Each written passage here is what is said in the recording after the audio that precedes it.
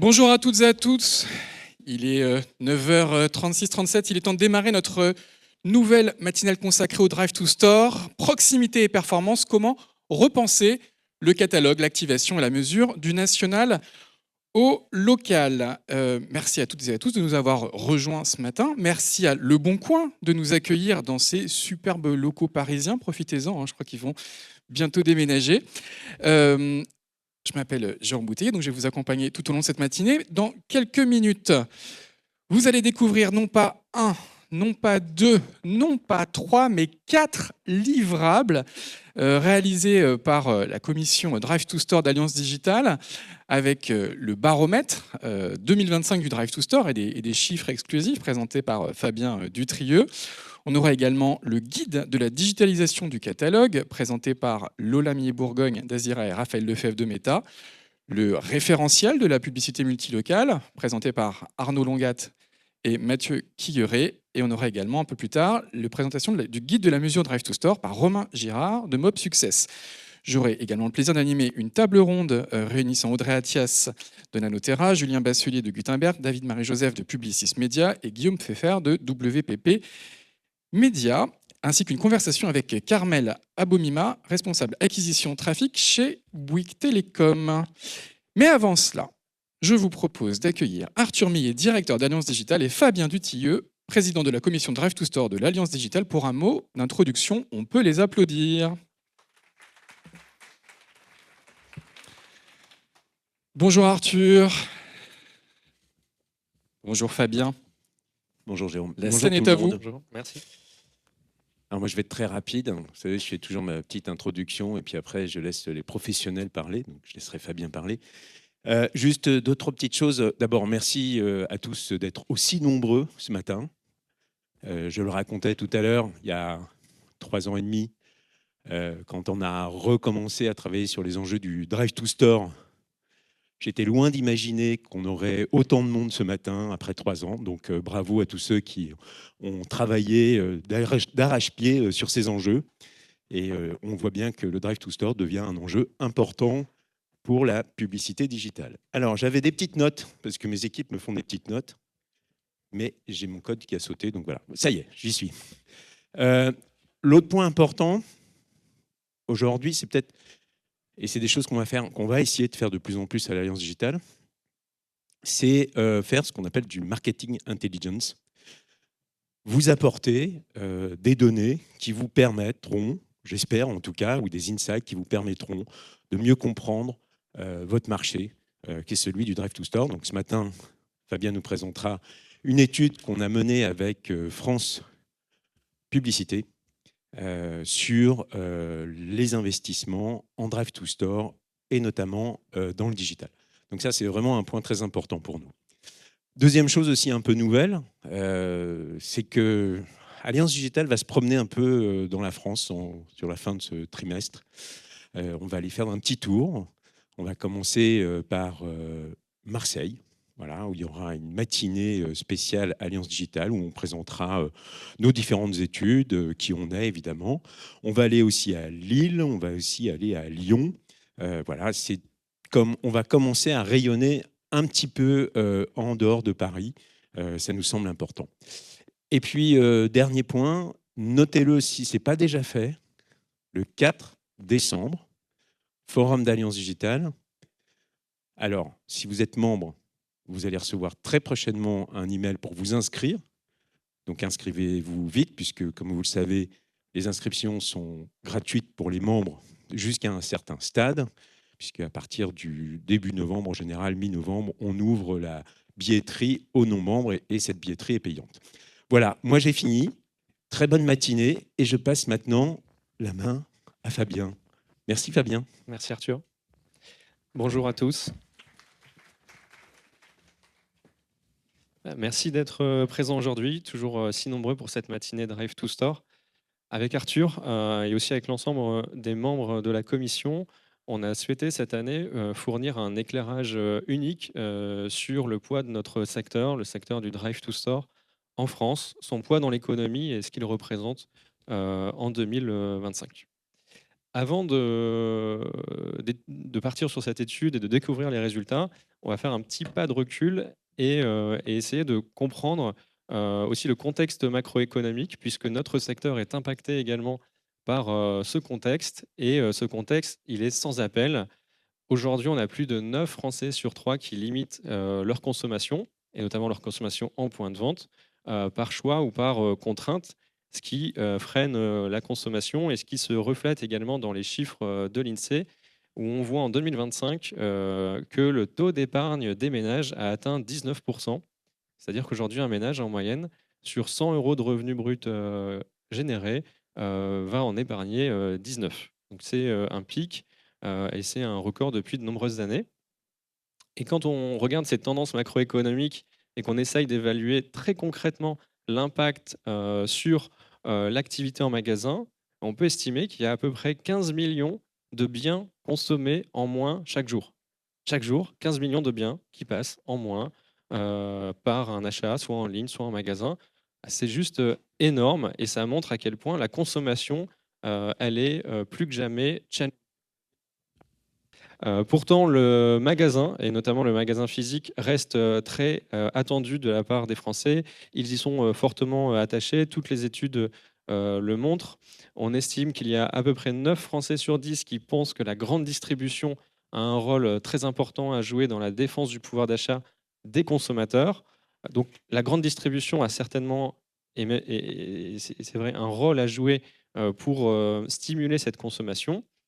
Et 9 Français sur 10 également déclarent que les magasins sont importants pour eux et qu'ils ne doivent surtout pas fermer.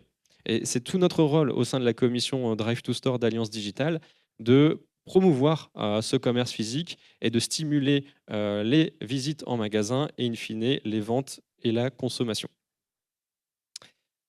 Alors nous avons la chance d'avoir 3 groupes de travail au sein de la commission Drive to Store qui sont représentés également par 40 acteurs membres de cette commission.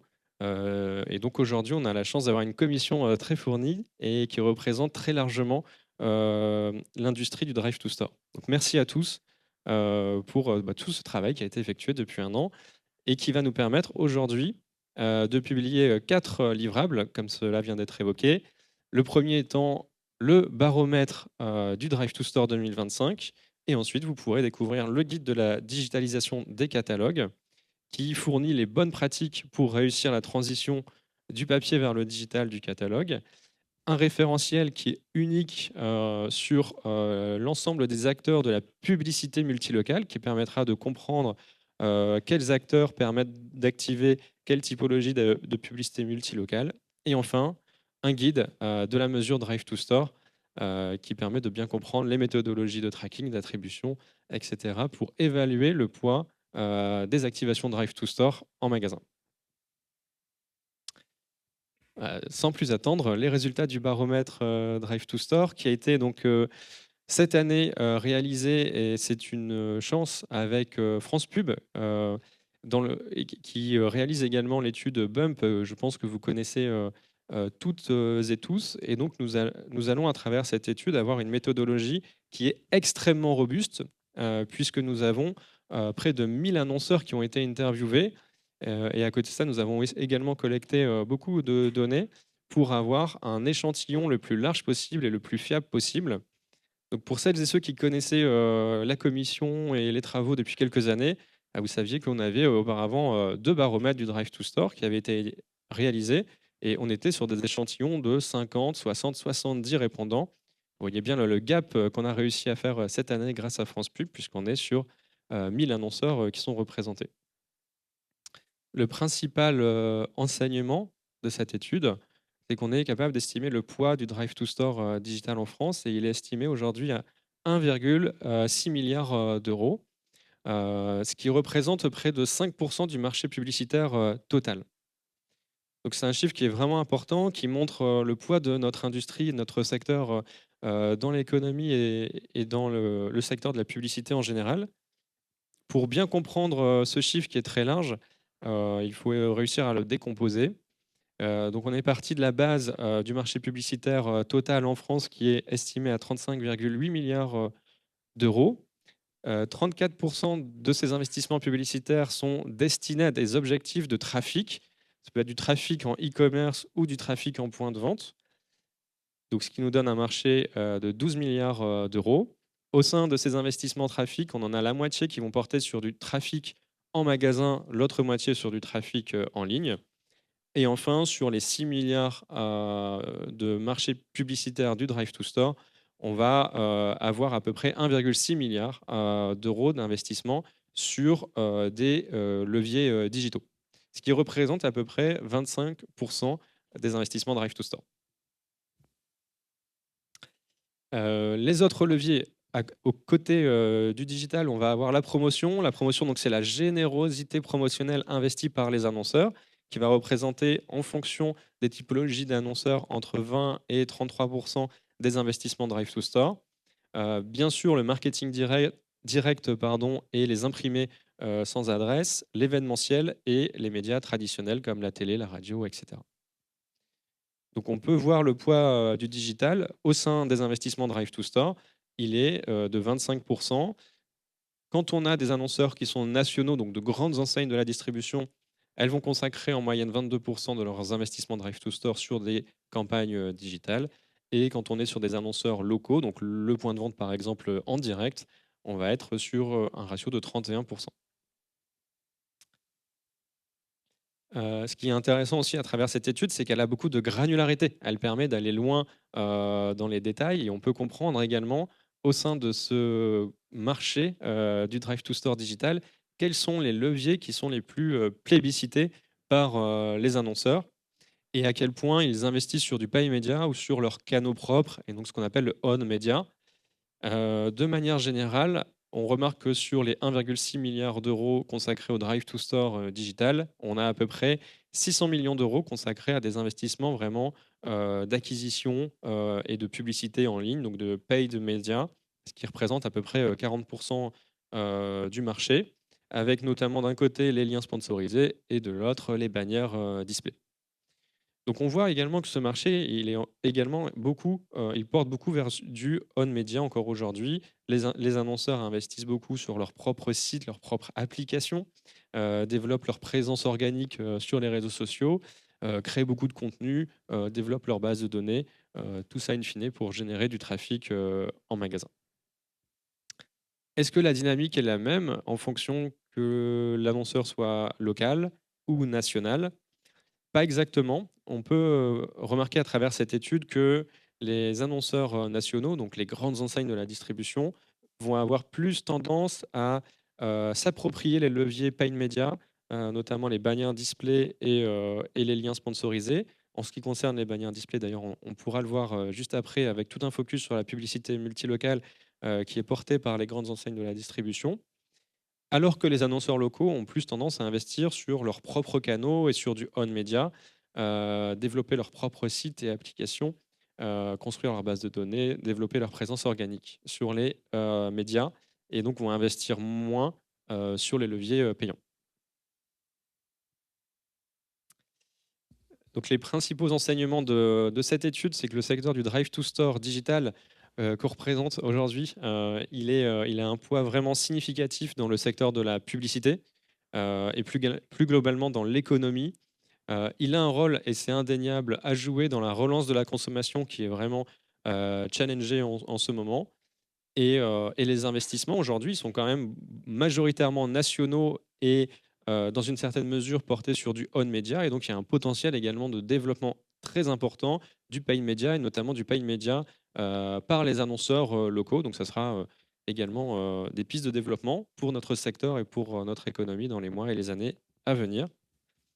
Pour nous aider à y voir plus clair, on va pouvoir discuter de la digitalisation des catalogues très vite. Merci beaucoup. Merci Fabien, on peut l'applaudir. Et je vais revenir quand même sur le QR code parce que Fabien est passé un peu vite. Vous pouvez télécharger, je crois, le baromètre du Drive to Store avec votre smartphone. Donc n'hésitez pas à flasher ce QR code. Est-ce qu'il fonctionne? Vous y arrivez bien? Formidable. C'était un très très gros travail évidemment de la commission, des chiffres exclusifs. Moi j'ai retenu plus de 6 milliards pour le Drive to Store, 1,3 milliard pour le Drive to Store digital, si je ne dis pas de bêtises. J'espère pour vous que ça va ruisseler. C'est bon? Il faut que je me déplace pour qu'on voit bien le QR code. Tout le monde a réussi à le flasher. Ça fonctionne bien. On le remettra à la fin. Alors effectivement, on va enchaîner avec un deuxième livrable. On va parler d'un autre levier incontournable évidemment en matière de génération de trafic en point de vente, les catalogues. Présentation du guide de la digitalisation du catalogue avec Raphaël Lefebvre de Meta et Lola Millet-Bourgogne d'Azira. Bonjour à tous les deux, on peut les applaudir. Où est Lola ? Lola arrive. Eh bien, Raphaël, bonjour. Et Lola, la scène est à vous. Mettez-vous sur le côté, comme ça on verra bien ce qu'il y a à l'écran. Et à tout à l'heure. Bonjour à tous. Merci à l'Alliance Digitale déjà de permettre ce moment. Ça fait 1 an qu'on s'est parlé, à peu près à la même période. Et ça fait 1 an que le GT a été lancé globalement. On se souvient aussi qu'on se posait la question avec Fabien, est-ce qu'il faut un GT dédié à la digitalisation du prospectus, alors qu'il y avait déjà du local à côté. Et on ne s'est pas trompé puisqu'on a eu beaucoup de choses à dire, beaucoup de choses à faire. Vous avez vu, le groupe est quand même assez important. Et puis aujourd'hui, on est 1 an plus tard et donc on a réussi à rédiger un guide quand même assez conséquent dans lequel il faut se plonger, où on évoque beaucoup de pistes pour cette digitalisation du prospectus. Exactement, bonjour à tous. Merci Raphaël pour l'intro. C'est un énorme travail qui a été réalisé par l'intégralité des membres de ce groupe. Un travail avec un rendu d'une 30aine de pages qui est présenté sous un format interactif qu'on va vous présenter pour que vous puissiez vous plonger dedans et avoir l'occasion de le consulter a posteriori. Voilà, donc on va commencer par quelques chiffres que vous avez tous bien en tête sur ce guide qui intervient dans un contexte un petit peu compliqué. Alors c'est un guide et un groupe de travail qui est assez récent. Raphaël l'a dit, on parle d'à peu près 1 an pendant lequel il s'est passé plein de choses. Donc ce guide, ce groupe, il a été lancé parce que le contexte l'y encourageait. En 1 an, finalement, cette réglementation WePub elle a évolué. On a eu accès au rapport de l'ADEME qui a rendu ses conclusions en mai dernier, ce qui a aussi fortement impacté la rédaction de ce guide et qui a pu donner des enseignements supplémentaires pour toutes les enseignes qui souhaitent soit accélérer, soit se lancer dans la digitalisation. En parallèle, il y a une évolution des usages, le temps passé donc sur Internet à peu près 2h40 par jour, donc 80% sur mobile qui ne cesse de croître, l'IA générationnelle qui est de plus en plus présente dans les usages et l'évolution des besoins dont Raphaël va parler un petit peu plus tard, mais il y a des besoins qui sont différents à prendre en compte, que ce soit les besoins des marques, les besoins des consommateurs qui sont les premiers consommateurs donc du catalogue et les besoins des enseignes forcément qui produisent les catalogues. Donc les grandes étapes de la transformation, elles sont affichées à l'écran de manière bien entendu non exhaustive, mais c'est pour redonner quelques jalons de ce qui s'est passé donc sur les dernières années de la digitalisation des catalogues, avec une impulsion qu'on a donc illustrée en 2019 avec la communication de Monoprix et Franprix sur l'arrêt de la distribution. Les premières discussions autour d'un test WePub, donc qui sont arrivées en 2020 dans le cadre de la loi anti-gaspillage pour une économie circulaire, qui sont finalement rentrées en application en 2022 avec le début de l'expérimentation WePub dans une quinzaine de communes. Donc, entre-temps, c'est plusieurs enseignes qui ont annoncé leur arrêt, que ce soit total ou partiel, de la distribution. Enseignes dans une variété de secteurs d'activité, puisqu'on a aussi bien de la grande distribution alimentaire que de la distribution spécialisée, des points de vente indépendants qui font le choix de se lancer dans une expérimentation et des enseignes à l'échelle nationale. Finalement, on a reçu donc les conclusions de l'ADEME en mai dernier, donc alors que ce guide était déjà bien avancé, et les conclusions qu'a rendues l'ADEME ont conclu à une fin de l'expérimentation du WePub et donc une non-généralisation de l'expérimentation. Alors il y a plusieurs raisons à cela. Le fait qu'il y ait eu une grande disparité, on va dire, de résultats en fonction des territoires, un taux d'apposition qui reste encore faible, un contexte un peu particulier puisque l'expérimentation elle a eu lieu donc entre 2022 et 2025 dans un contexte post-Covid avec une hausse des prix et donc des facteurs qui étaient finalement un peu compliqué pour rendre des conclusions durables. Et puis donc une comparaison encore compliquée entre le coût carbone donc du papier vs le digital. Donc finalement des résultats trop peu lisibles pour conclure à une validation de l'expérience, ce qui n'a pas empêché deux enseignes de continuer dans leur parcours et donc de continuer cette digitalisation, qu'elle soit partielle ou non. Donc ça illustre bien le besoin de produire de la documentation, de produire des contenus qui vont faire état de ces évolutions, quelles qu'elles soient, et donc de pouvoir aiguiller les enseignes, quel que soit le stade dans lequel elles se trouvent dans la digitalisation. Alors d'autant plus que cette bascule, elle s'illustre quand même bien par les chiffres. Vous avez à l'écran en fait les recettes publicitaires par catégorie. En gros, vous avez complètement à gauche, on lit pas très bien, mais vous avez les imprimés sans adresse. Et vous voyez, on est sur la même échelle temps. On compare 2024 à 2019. Donc on a fait moins 40% sur les ISA, quand le digital, de l'autre côté, a pris plus 60 jusqu'à plus 86% selon les catégories. Donc la bascule, malgré effectivement le stop pub qui revient, elle s'opère déjà depuis bien longtemps. Les enseignes ont pris le pas. Effectivement, il y a un contexte conjoncturel assez particulier et réglementaire. Le simple fait d'avoir testé le WePub a fait que beaucoup d'enseignes ont pris le parti pris de dire bon, bah, je change ma stratégie. Leclerc, ils avaient annoncé que c'était aussi pour des raisons écologiques, mais en fait, la vraie raison, c'est qu'ils se sont dit il faut qu'on prenne une direction, et entre la direction papier et la direction digitale, on va plutôt prendre la direction digitale parce que c'est un peu le sens de l'histoire. Après, tout le monde n'est pas aussi radical, c'est quand même quelque chose qui se fait progressivement. Vous allez le voir après, on a interrogé des enseignes, mais on a quand même énormément d'enseignes qui aujourd'hui ont des stratégies qui sont totalement hybrides.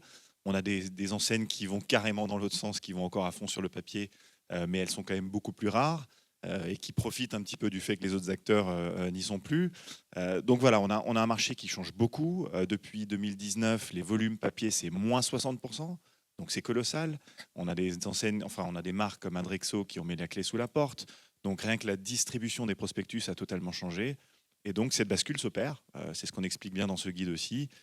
Pour ces raisons-là. On a ensuite évidemment le coût du papier, vous vous souvenez qui avait augmenté déjà pendant le Covid, qui a encore augmenté au moment où il y a eu la guerre en Ukraine avec le coût de l'énergie qui a flambé. Donc énormément de facteurs finalement qui vont dans cette direction-là, sans parler bien sûr d'un élément essentiel, ce sont les usages. Aujourd'hui en fait c'est 85% de la population qui est connectée tous les jours sur Internet. C'est 2h40 en moyenne par individu par jour, 1 heure sur les réseaux sociaux.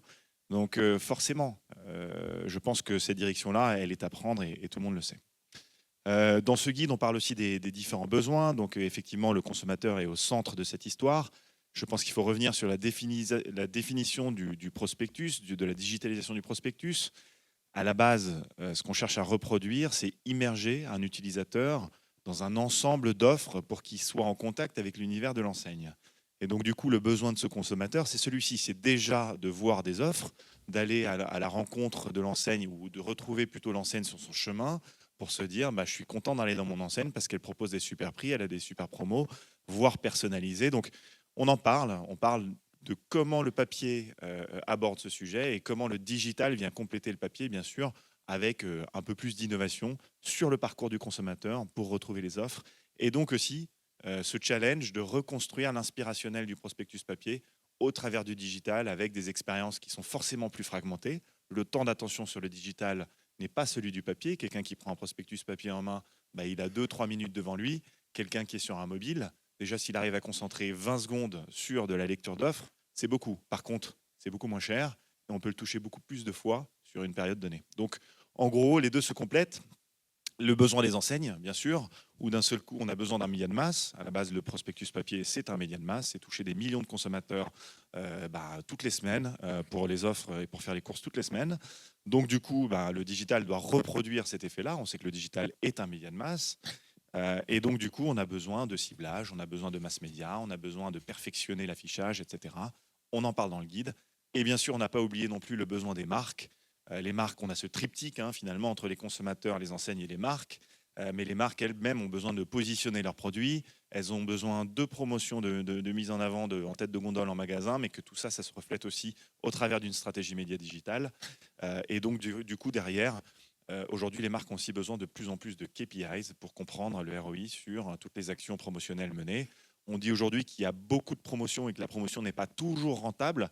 Donc, on peut imaginer aussi, au fur et à mesure que le marché va changer et que le ROI deviendra le maître et la clé de lecture universelle pour ce genre d'action, on peut imaginer que demain, l'écosystème change encore beaucoup et que tout ça change beaucoup.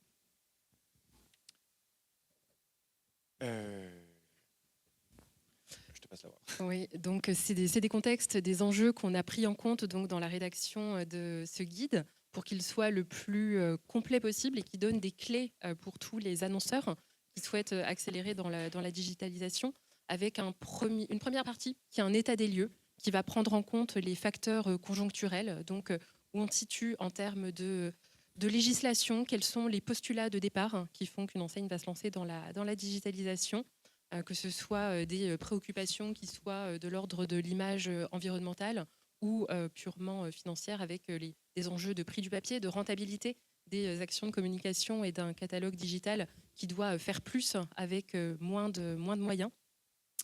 La complexité des besoins, Raphaël en a parlé. On a les besoins des consommateurs, on a les besoins des marques, on a les besoins des enseignes.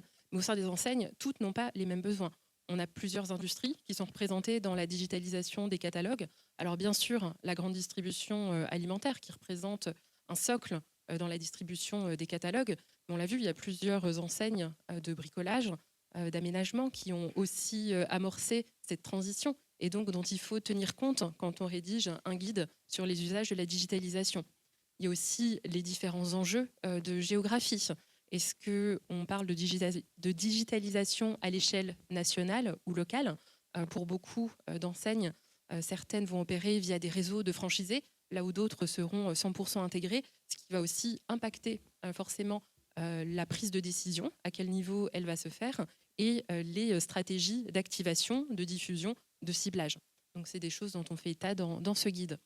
Et puis bien sûr, les évolutions technologiques qui font qu'on a accès aujourd'hui à plus de moyens, plus de possibilités pour faire en sorte que cette digitalisation, comme l'a dit Raphaël, ce soit une véritable expérience. Le but, ce n'est pas de reproduire des promotions d'un support papier à un support digital en transposant simplement l'information. C'est que le consommateur il soit plongé dans une expérience plus ou moins immersive, mais qu'en tout cas, il soit amené à passer du temps sur ce catalogue, il soit amené à se plonger dans l'offre promotionnelle que propose une enseigne pour, en termes de finalité, se rendre finalement dans le point de vente ou aller consommer donc, les produits qui sont affichés. Donc tout ça nous donne un livrable qu'on a composé en 6 grandes parties.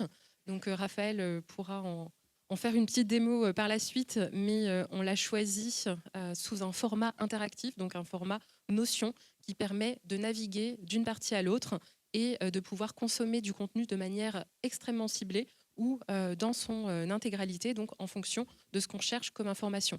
Il y a aussi énormément de renvois à la fois d'une partie à l'autre, puisque les parties se répondent et sont conçues pour s'agencer les unes avec les autres, mais aussi des renvois vers d'autres livrables, d'autres documents de différents groupes de travail pour creuser certaines parties. Donc de manière assez rapide, on a un état des lieux donc, qui va permettre de reprendre quelques chiffres clés du marché, savoir où on en est dans la digitalisation, quel est l'état au moment où on a finalisé la rédaction de ce guide, c'est-à-dire à la fin de l'été 2025. Quels sont les derniers chiffres clés qu'on pourra bien sûr par la suite actualiser du fait du format de ce guide et des contenus qu'on va continuer à produire. Les besoins dont Raphaël a parlé de manière bien entendu plus détaillée en reprenant les différents enjeux qu'on vient d'évoquer. L'activation, donc qui commence à donner des clés concrètes pour les enseignes. Comment passer d'un état des lieux à une mise en œuvre de stratégies pratiques. Quelles sont les datas qu'on peut activer? Quelles sont les datas qu'on a à notre disposition? Quelles sont les différentes stratégies de ciblage? Quelles sont les différentes stratégies d'activation? à quels médias est-ce que j'ai accès. J'ai accès à des supports qui sont propres à l'écosystème de mon enseigne, mais aussi à des supports qui sont externes, à des supports médias que je peux utiliser dans une stratégie de médiatisation. La mesure, puisque c'est bien évidemment l'un des points clés du digital, de pouvoir mesurer les résultats donc, des campagnes et des stratégies menées, avec plusieurs focus qui ont été faits dans ce guide pour évaluer différents stades de ce que peut apporter une digitalisation du prospectus. Alors, on a parlé de médias de masse, donc le premier point, c'est de bien entendu vérifier quelle est la volumétrie de personnes qu'on peut toucher avec ce catalogue digital, mais aussi comment ces personnes vont réagir, vont interagir avec le média ou les supports poussés. Quel va être le taux d'attention, nouvelle métrique qui est extrêmement utile donc, pour vérifier que les promotions sont non seulement diffusées, mais aussi perçues, reçues avec beaucoup d'attention. La mesure Drive to Store, qui fait des renvois aussi vers l'autre groupe donc, de ce groupe de travail Drive to Store, qui permet de donner quelques clés pour vérifier que les stratégies permettent effectivement de générer du trafic en point de vente, et un focus sur le ROI pour voir de quelle manière on peut avoir quelques clés pour savoir si les stratégies mises en place ont été efficaces pour remporter du ROI à l'échelle de l'enseigne. Les données catalogues auxquelles on peut avoir accès, donc pour aller plus loin dans cette stratégie et pouvoir personnaliser les différentes activations possibles en y injectant de la donnée avec les différents partenaires qui peuvent y contribuer. Et enfin, un gros focus sur la création, puisque pour faire du catalogue digital une véritable expérience, forcément, la création joue un rôle qui est indéniable, et on a besoin d'investir dans cette partie création, de pouvoir réfléchir à comment optimiser au mieux les supports qui sont à notre disposition, donc des supports digitaux qui ne sont pas les mêmes, qui n'offrent pas la même surface qu'un support papier, pour optimiser donc les résultats de mesure qu'on viendra par la suite analyser. Donc c'était assez long de structurer tous ces sujets. Et puis c'est aussi assez théorique. Parce qu'effectivement, voilà, je pense qu'on a 50 pages dans le guide, un truc comme ça, à la base. Donc en fait, c'est quelque chose qui va vivre quand on parle de création. En fait, tous les mois, il y a des nouveautés, tous les mois, il y a des nouvelles choses qui sortent. Avec l'IA et la vitesse à laquelle l'IA arrive sur notre marché, demain, je prends un exemple, mais un des exemples les plus dingues que j'ai déjà vu, c'est prenez la photo du boucher dans un magasin, vous placez sa photo sur une IA, et puis vous connectez un flux avec les offres à côté, et automatiquement, en fait, le boucher va parler de l'offre qu'il y a dans son rayon, alors qu'en fait, il n'a pas parlé du tout, c'est l'IA qui a organisé tout ça. Donc, ça va super vite. Donc, en fait, toutes ces étapes-là, et c'est pour ça qu'on en a fait un motion aussi, on verra après un petit peu le format sur la démo, c'est qu'en fait, les structures vont changer et le contenu va progressivement aussi évoluer. Donc voilà. Mais on voulait donc apporter aussi, au-delà du fait que c'est quand même théorique, c'est des sujets qui sont complexes, on voulait apporter un peu de concret aussi dans ce guide. On a organisé un questionnaire et on est allé voir pratiquement une vingtaine d'enseignes que vous voyez là, où en gros le porte-parole sur le sujet de la digitalisation du prospectus de l'enseigne a pris le temps pendant une vingtaine de minutes de répondre à ce questionnaire. Donc c'est un questionnaire assez complet qui parcourait pas mal de sujets différents, l'impact de WePub. On ne savait pas encore que le WePub allait être arrêté, donc il y a des réponses qui sont très variables. L'évolution des canaux et des budgets promotionnels, donc comment aujourd'hui, en fonction d'une stratégie, on réalloue les budgets, les motivations et les freins à la digitalisation, parce qu'on sait très bien que passer du papier à la digitalisation du prospectus, c'est un chantier qui est énorme. Je prends l'exemple des magasins, toujours. On a aussi détaillé un petit peu l'aspect local le plus souvent possible, en tout cas dans ce guide, pour savoir, même à l'échelle du magasin, comment avancer. Quand vous dites à un magasin qui, à la base, investissait pour distribuer 20 000 prospectus autour de son magasin et que vous lui dites maintenant tu arrêtes ça et tu fais du digital avec je ne sais pas combien de plateformes différentes, il est complètement paumé.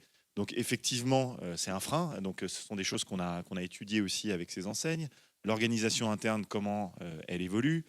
Produire un prospectus, c'est pas la même chose que produire des créas pour générer du trafic vers une liseuse ou une mosaïque produit. Le rôle des données, des outils technologiques, évidemment, l'IA, comment elle s'intègre là-dedans, et les objectifs à court et à moyen terme. Donc tout ça nous a donné pas mal de réponses qui ont été ensuite disséminées dans les différentes parties que vous avez vues pour avoir en gros du concret sur chacun de ces sujets. Donc c'était important pour nous. Vous le verrez un petit peu plus, enfin on va en discuter un petit peu plus tard, mais aujourd'hui ce guide, on s'était posé la question, est-ce qu'on intègre des use cases à l'intérieur du guide pour avoir apporté du concret? On sait que les enseignes aiment ça. On a pris le parti pris de ne pas le faire. Ça va arriver dans un second temps, on va reparler un peu sur la dernière slide. Mais voilà, en tout cas, lorsque vous allez parcourir ce guide, et on va tout de suite regarder l'exemple, vous allez être exposé en tout cas à des chiffres assez concrets de la part des annonceurs que vous voyez, enfin des distributeurs que vous voyez sur cette slide. Donc la slide suivante, c'est une courte démo, ça dure 2 minutes, mais moi j'aime beaucoup ce format interactif. Déjà, ce n'est pas un PDF ou juste un document à lire où on s'ennuie. C'est vraiment interactif. Donc, effectivement, on le découvre sur le site de l'Alliance Digitale. On a passé beaucoup de temps sur l'introduction, quand même, sur ce que c'est la digitalisation du prospectus. Donc là, vous avez l'exemple. Et puis, à chaque fois, en fait, vous parcourez la page sur votre mobile ou depuis votre desktop pour parcourir l'ensemble des sujets. Donc, à chaque fois, vous avez des petits menus déroulants qui vous permettent de rentrer un peu dans chacun des sujets. Vous avez une table des matières toujours sur le bas qui vous permet ensuite d'aller sur les différentes rubriques. Lorsque, effectivement, on fait des études auprès des distributeurs, on parle un peu de la méthodologie. Donc voilà, c'est quand même globalement très complet, c'est très facile, c'est très intuitif. Surtout, n'hésitez pas. Vous voyez, vous avez les différentes parties qui sont affichées là. Vous avez la table des matières de chacune des parties. Donc là, je crois qu'on va se concentrer, si je ne me trompe pas, on est sur les besoins des consommateurs, mais vous pouvez télécharger le PDF à tout moment.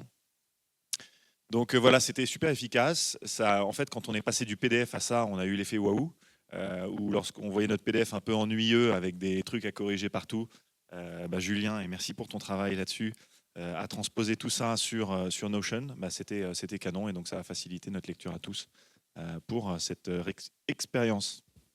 Oui, complètement. Encore merci à l'équipe qui a effectué un travail incroyable sur cette Et transposition. Louise, bien sûr. Merci, Et Louise. ça rend la lecture extrêmement facile, vous le verrez.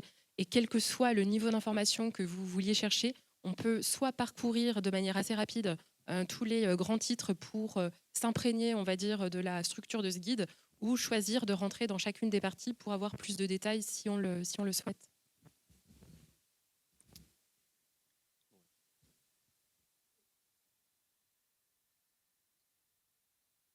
Voilà, donc un grand merci aussi évidemment à toutes les sociétés qui ont contribué à ce groupe de travail, qui sont illustrées à l'écran et pour la plupart présentes dans cette salle. Ce livrable, c'est vraiment le fruit du travail donc d'une vingtaine de personnes qui ont travaillé d'arrache-pied pendant 1 an. Et je pense qu'une des grandes forces du rendu, c'est aussi lié à la complémentarité des acteurs qui font partie de ce groupe, puisqu'on a donc toute typologie d'acteurs, donc à la fois des agences, des partenaires d'activation, des partenaires donnés, des partenaires plutôt orientés créa, qui ont permis chacun d'apporter leur expertise, de pouvoir se focaliser sur une des parties de ce groupe et de pouvoir entrer dans un niveau de détail assez avancé, donc quels que soient les sujets qu'on avait choisi de traiter. Donc ça permet vraiment d'avoir un livrable d'une grande richesse. Bien évidemment, après 1 an de travail, on a traité l'ensemble des sujets. Il reste des points qu'on a envie d'approfondir et qui seront les prochaines étapes, on va dire, de ce groupe de travail qui ne va pas cesser de vivre parce que le livrable a été rendu. Au contraire, ce n'est que le début. On a plein d'idées pour continuer à produire des contenus, à produire donc des études, comme l'a dit Raphaël, pour faire en sorte que ce groupe continue à vivre. Ouais, exactement, c'est la prochaine étape. Il y a des distributeurs dans la salle? Vous pouvez lever la main? Voilà, c'est ce qu'on s'était dit, c'est qu'en fait, c'est une occasion magnifique en fait, de se retrouver entre prestats autour de ce sujet. C'est une réalité, hein. Je pense que les annonceurs sont un peu frileux dans ces moments-là aussi, parce que, alors je sais que j'en ai eu quelques-uns qui m'ont dit j'ai pas envie de me prendre des questions en sortant et de me faire alpaguer, etc. Je pense que l'étape suivante, c'est de mettre tout ça un petit peu en pratique et d'aller chercher des use cases. Et donc, je profite du fait qu'il y ait peu d'annonceurs et qu'en fait, on est dans un écosystème qu'on connaît bien ici autour de ce sujet-là. On va essayer de concentrer des use cases dans un document qui va suivre. Les use cases, en gros, c'est chaque entreprise présente ici qui va pouvoir, que ce soit une technologie de liseuse, que ce soit une technologie publicitaire, que ce soit une technologie d'IA, etc. L'objectif va être en fait de présenter les use cases, qu'on les valide ensemble évidemment, que le client soit en accord pour communiquer dessus, et pour qu'ensuite finalement ces distributeurs à qui on adresse déjà ce document, alors pas forcément les plus avancés sur le sujet parce qu'ils les ont déjà traités, mais ceux qui sont peut-être en retard, on a quand même une longue traîne d'annonceurs aujourd'hui et de distributeurs qui n'ont pas forcément taclé le sujet encore. Donc c'est d'enrichir un petit peu tout ça avec des use cases qui sont très concrets et où effectivement chacun d'entre vous, chaque acteur pourra émerger avec quelque chose qui parlera. On a d'autres choses qui sont prévues. On parlait aussi peut-être de créer des workshops, cette fois-ci 100% dédiés à des distributeurs qui n'ont pas franchi le pas, pour les accompagner un petit peu plus, parce qu'ici, effectivement, ils ont des pistes d'inspiration qui sont très très bonnes. C'est pas avec ce document non plus qu'ils vont pondre une stratégie du jour au lendemain. C'est juste un appui pour commencer, pour attaquer, pour y aller un peu plus fort. Donc ça aussi, au travers de workshops, c'est peut-être quelque chose qui pourrait nous aider à faire avancer le sujet. J'ai l'impression qu'on est pris par le temps. Oui, on est pris par le temps.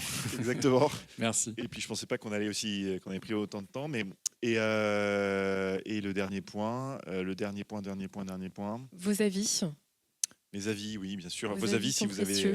ouais, absolument. Si vous avez des idées pour faire évoluer tout ça, on est bien sûr. Vous êtes bienvenus dans le groupe pour la suite de l'aventure.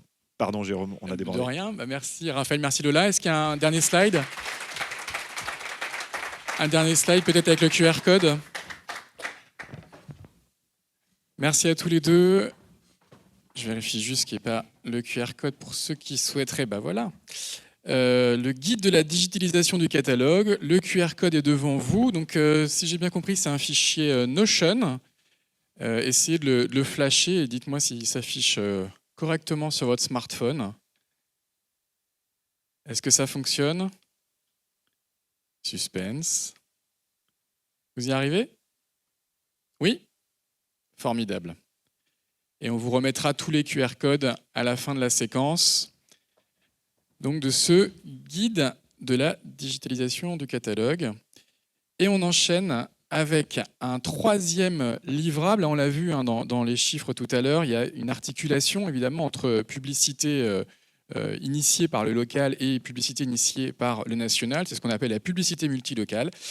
Et je vous propose de découvrir le référentiel de la publicité multilocale avec Arnaud Longat de Nanoterra et Mathieu Quiré de Locala. On peut les applaudir tous les deux. Bonjour. Montez par là. Je vais vous donner à chacun un micro. Parlez bien dans le micro pour qu'on vous entende. Ils sont allumés tous les deux. Celui-ci, il est allumé. Ok, formidable. Je vais essayer aussi de déplacer l'ordinateur. Vous ayez un petit peu plus de place. La zapette. La scène est à vous. Parfait. Merci beaucoup. Bonjour à tous. Donc effectivement, le référentiel de la publicité multilocale, donc c'est en fait un peu l'étape 2 du groupe de travail de la publicité multilocale, puisque pour ceux qui ne savent pas et ceux qui ne l'ont pas téléchargé, je vous invite à le faire. On a publié en avril 2024 une cartographie des acteurs de la publicité multilocale. Et l'idée, c'était d'aller un cran plus loin avec le référentiel et du coup de pouvoir fournir une clé de lecture aux enseignes de manière pédagogique. Nous aussi, on a utilisé le format Notion parce que c'est malgré tout un sujet complexe puisque Lola en a parlé tout à l'heure, mais par exemple, les enseignes ne sont pas organisées de la même manière. Il y en a qui sont centralisées, d'autres décentralisées.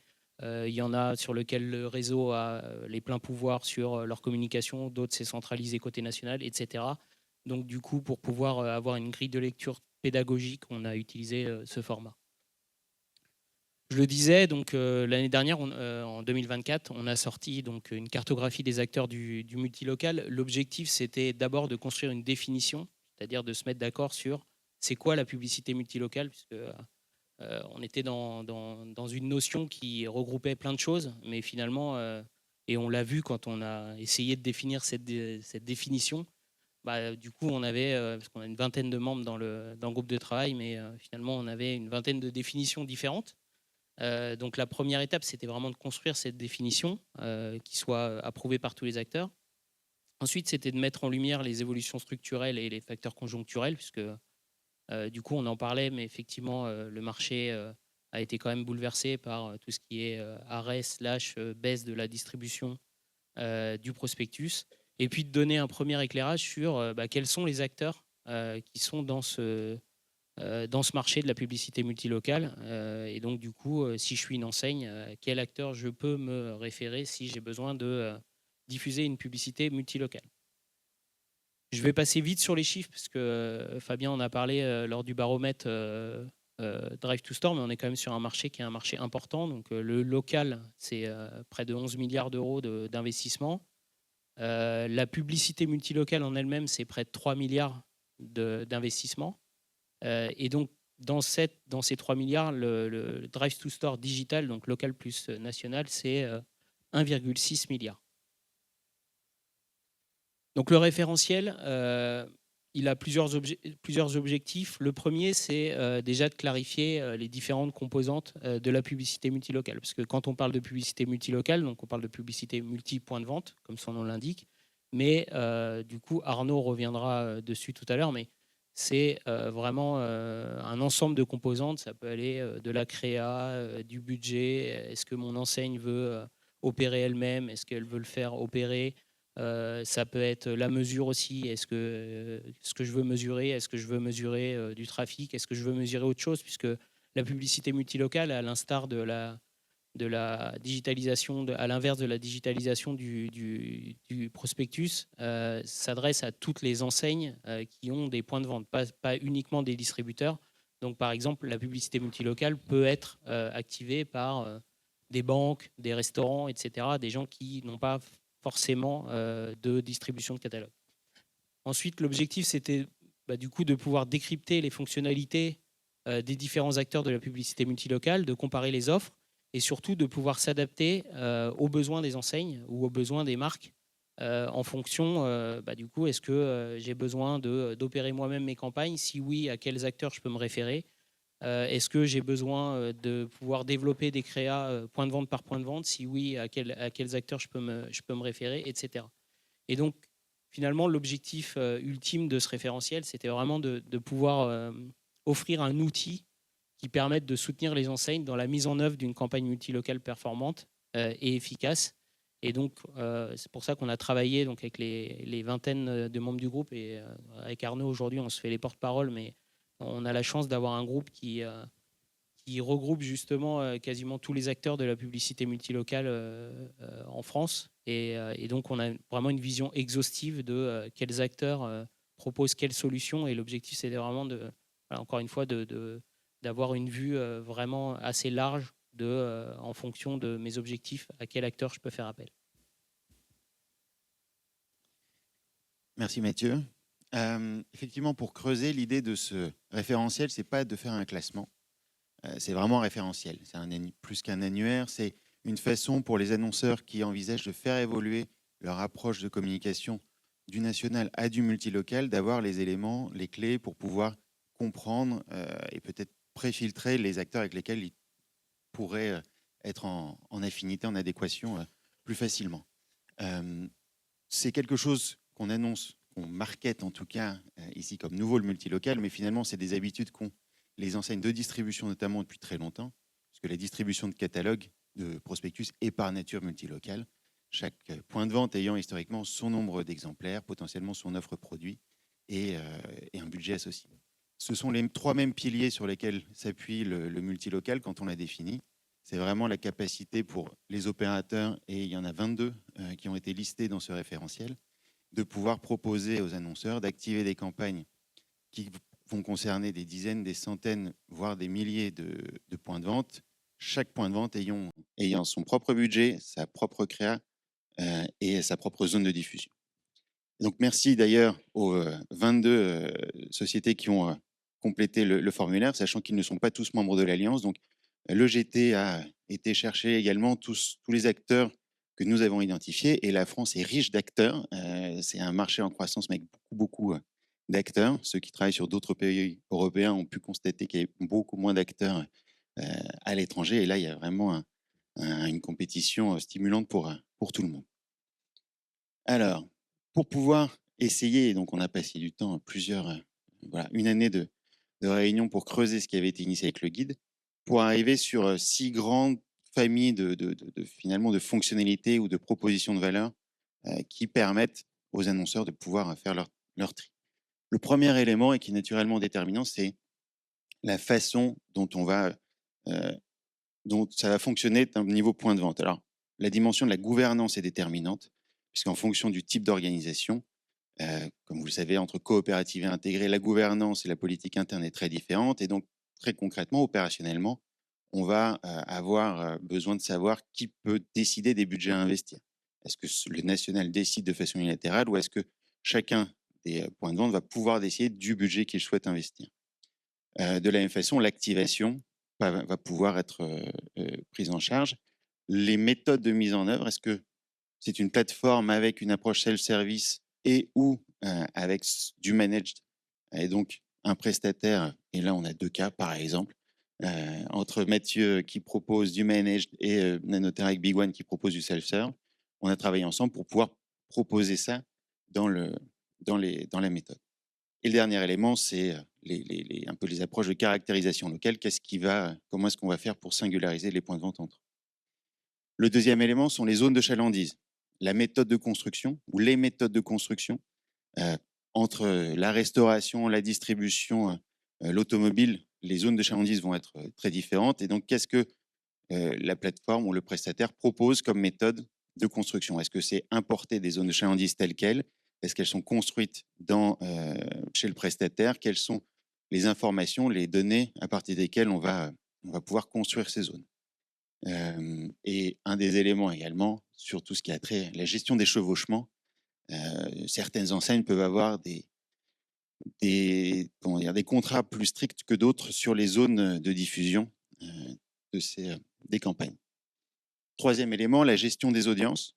Et là, il y a des différences fortes entre les différents acteurs en fonction de leur positionnement sur l'utilisation de la donnée first party. Peut-être que ce prestataire a des données qui lui sont exclusives. L'utilisation de données third party, la capacité pour l'annonceur d'intégrer des données qui lui sont propres. Et par ailleurs, ensuite, la possibilité de créer des segments d'audience qui sont particuliers.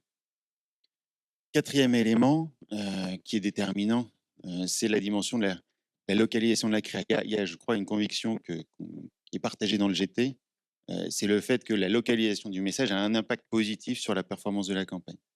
Et dans la façon que les partenaires ont de proposer la localisation, ça peut aller de repiquage local, mentionner le nom du point de vente, la ville du point de vente, jusqu'à une personnalisation très fine sur l'assortiment produit, les offres produits qui sont proposées par chacun de ces points de vente. Et donc, dans les critères, il y a cet aspect-là des choses.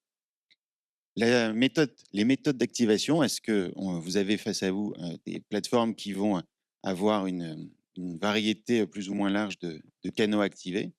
Est-ce qu'ils vont utiliser un DSP propriétaire quand on est en programmatique ou on s'appuie sur des DSP du marché?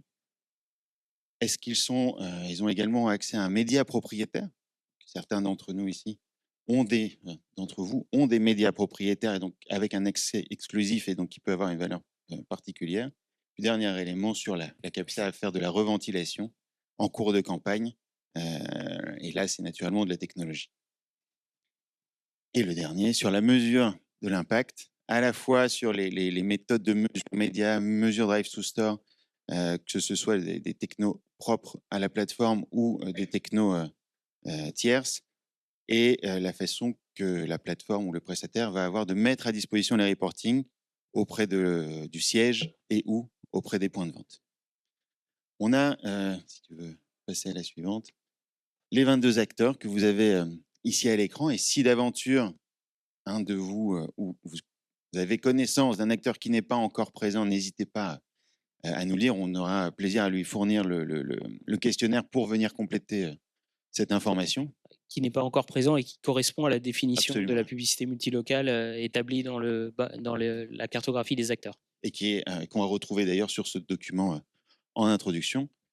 Et donc là, le parti pris est également d'utiliser un document, une interface Notion pour permettre aux utilisateurs de naviguer. On a fait une petite vidéo démo du fonctionnement. Tu veux bien le passer?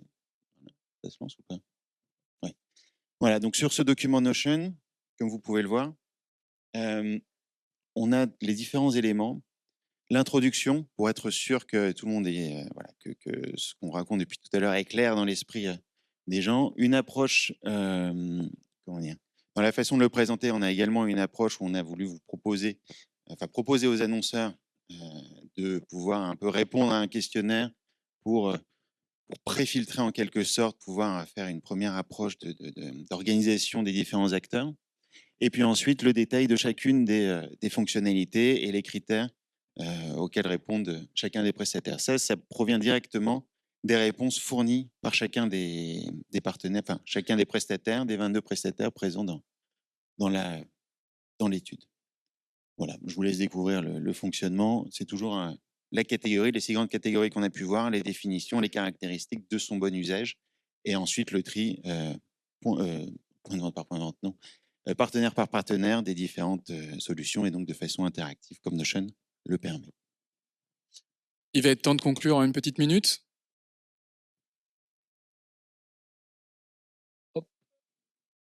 On peut... Ouais. Ouais.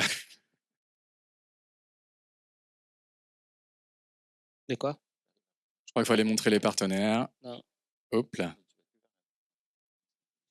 C'est bon? Ouais.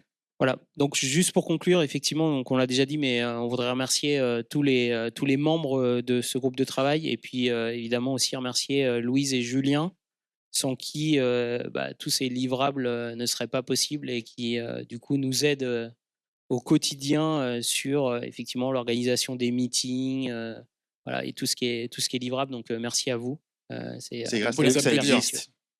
Merci On peut les à eux. applaudir. Et une fois que vous aurez eu l'occasion de le lire, votre avis compte. Merci beaucoup. Votre avis compte. Vraiment, dès que vous l'avez lu, n'hésitez pas à nous faire vos retours, puisque la suite de ce GT qui va continuer est de le faire évoluer, de l'enrichir. Donc, merci par avance pour tous vos retours. On les prendra en compte pour vous proposer une expérience encore plus intéressante la prochaine fois. Et on va montrer le dernier slide avec le QR code pour ceux qui veulent le télécharger. Le référentiel de la pub multilocale. N'hésitez pas à flasher le QR code. Merci à tous les deux. On peut les applaudir pour tout ce beau travail.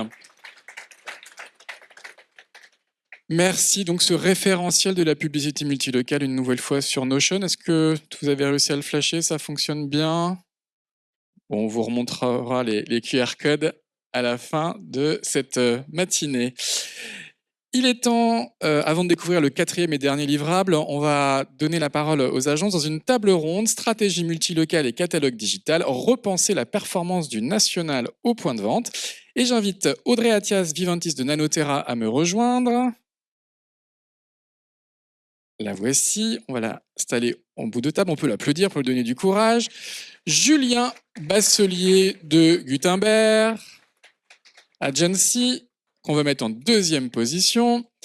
David Marie-Joseph de Publicis Media Connect, qu'on peut applaudir en 3e position. Et Guillaume Pfeffer de WPP Media, également en 4e position. Alors, on aura presque un micro pour tout le monde. C'est toi qui commence. Et on va essayer de discuter pendant à peu près une demi-heure parce qu'on a pris un tout petit peu de retard. Et on va commencer par se présenter. Audrey, c'est quoi le métier Nanoterra? Bonjour. Alors parlez bien le micro. Ça marche, ça marche normalement. Bonjour à tous. Donc, je suis Audrey Viventis. Moi, je suis directrice de clientèle chez Nanoterra, qui est une agence de communication 360 spécialisée dans les enseignes à réseau.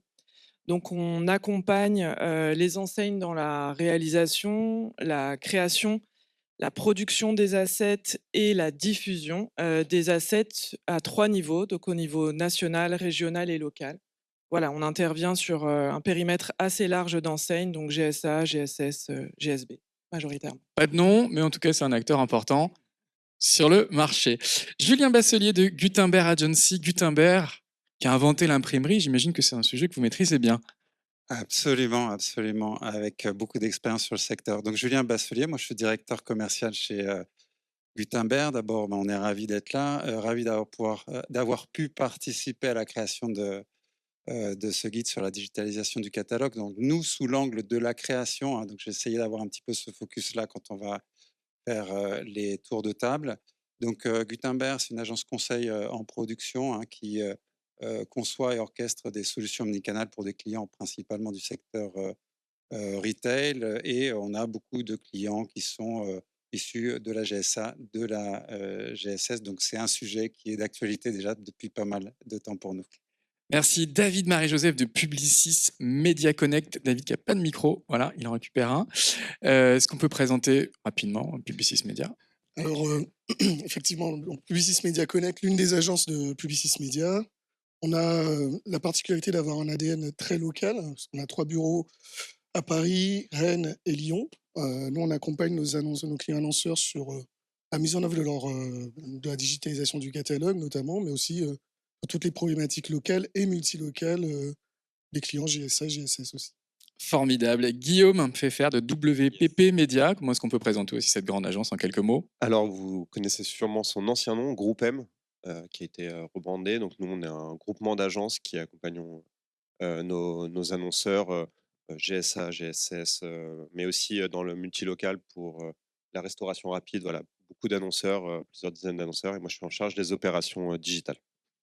Formidable. En tout cas, on a 4 spécialistes évidemment du sujet. On va démarrer par un petit échange autour de WePub. Alors, on a compris, hein, une expérimentation qui a été lancée, suspendue. Audrey, est-ce que ça a eu un effet quand même accélérateur sur la digitalisation des catalogues de vos clients? Alors, ce qu'il faut dire, c'est que le virage du numérique a déjà été amorcé avant le WePub, donc avec le Covid.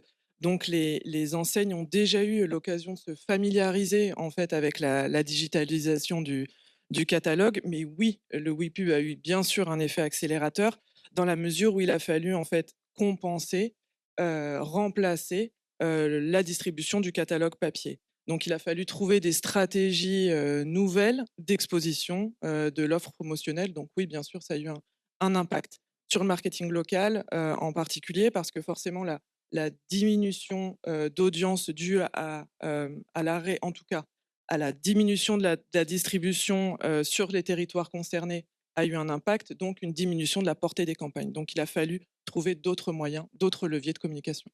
Julien, même ressenti. Et je crois qu'il y a un 4e micro qui est à côté d'Audrey. Ah, pardon. Je vais rendre. Pour compléter, donc oui, effectivement, c'est un des éléments qui a accéléré un petit peu ce processus de digitalisation.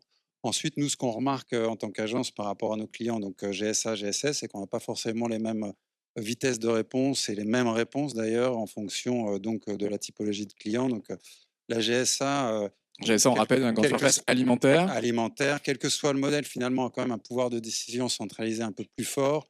Le prospectus hebdomadaire, c'est un élément stratégique. Donc, la digitalisation a été prise vraiment à ce niveau-là. Donc, ça a été plus rapide, on va dire, et plus fort sur le secteur de la GSS, donc grande surface spécialisée.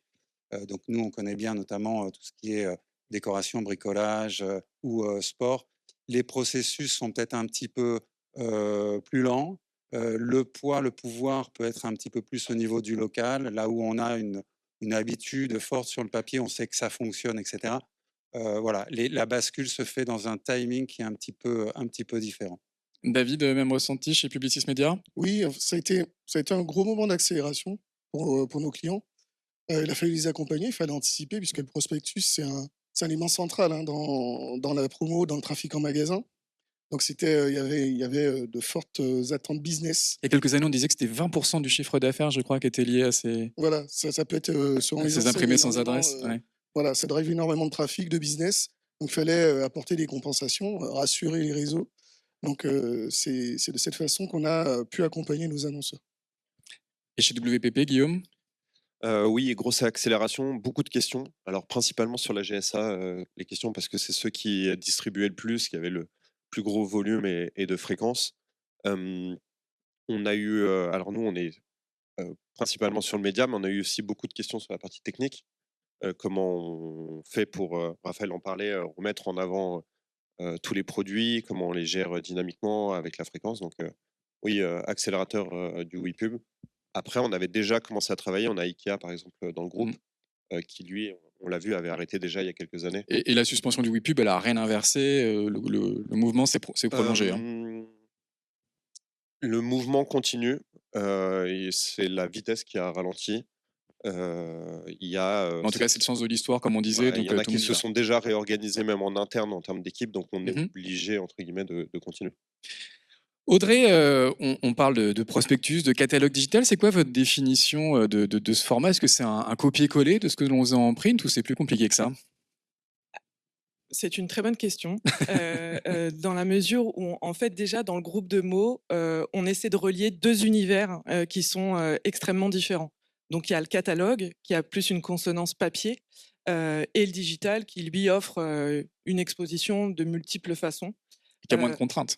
Absolument, et donc le fait, en fait, d'essayer de faire, cohabiter ces 2 termes montre déjà, qu'on est sur un support qui est en mutation, qui est en transformation. C'est ce qui a été expliqué d'ailleurs un petit peu tout à l'heure dans la présentation du guide sur la digitalisation. On est sur un support qui est en train d'évoluer et qui doit répondre à 2 enjeux, pour les enseignes. Le premier qui est, de valoriser suffisamment l'offre promotionnelle, et le deuxième qui est d'apporter une expérience utilisateur qui soit extrêmement satisfaisante. Donc, ceci étant dit, on a des formats qui ont émergé. On a le format mosaïque chez certains acteurs qui a Qu'est-ce que vous émergé. appelez le format mosaïque? Le format mosaïque, c'est une lecture en fait en liste de produits, un peu à la façon Pinterest, donc en cases Mhm. finalement. Donc certains acteurs sont déjà passés à ce modèle-là. On a le feuilletable interactif, où là on essaye d'apporter davantage d'expérience, et c'est ce qu'on disait, c'est que la digitalisation du catalogue est là pour amener un petit peu plus d'expérience justement. Et on a parfois la combinaison des deux. Julien, chez Gutenberg, quelle est votre définition? Donc, nous, on considère que l'essence, c'est la même chose, hein, c'est un espace d'expression dédié à la promotion. Donc, ça, l'objet est similaire. En revanche, effectivement, on ne peut pas l'aborder en termes de création, surtout de la même manière. Déjà, premièrement, le format principal sur le digital, c'est le mobile. Donc, il faut être adapté au format du mobile et pas simplement avoir des versions responsives à moitié. Il faut vraiment des versions mobiles, des versions Mobile first, laptop, comme on disait mobile à first. la Mobile Marketing Association.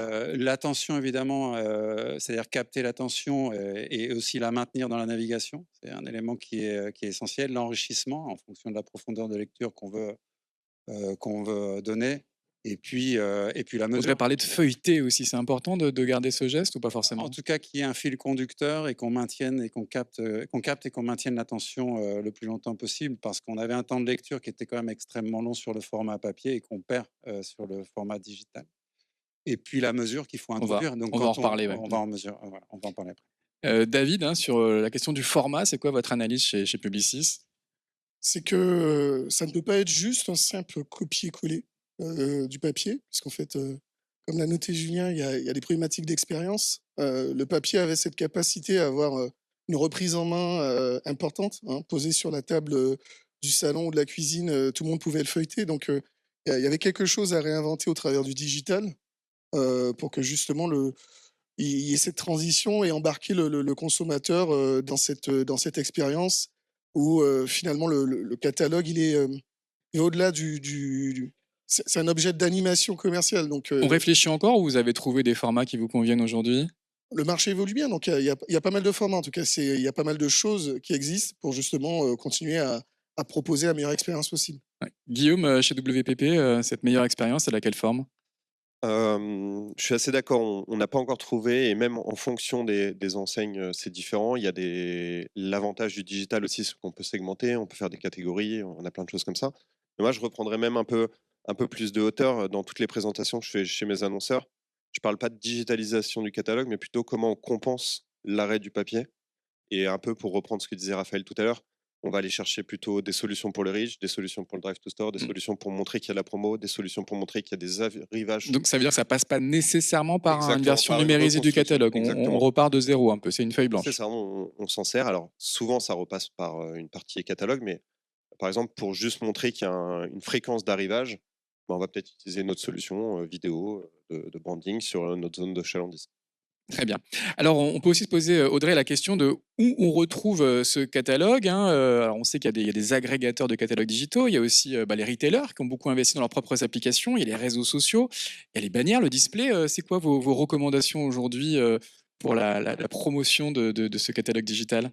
Alors justement, ce qui est intéressant, c'est que la médiatisation permet d'afficher le catalogue de façon très diversifiée. Donc en fonction des problématiques que l'on rencontre, c'est ce que tu disais, on a plusieurs façons de travailler. Donc par exemple, quand on est sur Meta et qu'on veut faire de l'instant expérience ou du collection ads, on a une autre façon, on envoie des flux de données, on a une autre façon d'afficher le catalogue. Donc il y a vraiment beaucoup, beaucoup, beaucoup de manières de faire. Et c'est ce qui est très intéressant dans la digitalisation du catalogue, c'est qu'on peut travailler à la fois sur le catalogue complet, mais aussi sur une sélection de produits. On démembre le catalogue et Absolument, on oui. prend En peut-être que la fonction une, des par exemple? objectifs, oui, en fonction des objectifs, en fonction de la cible, en fonction de la zone de chalandise, en fonction du moment de prise de parole.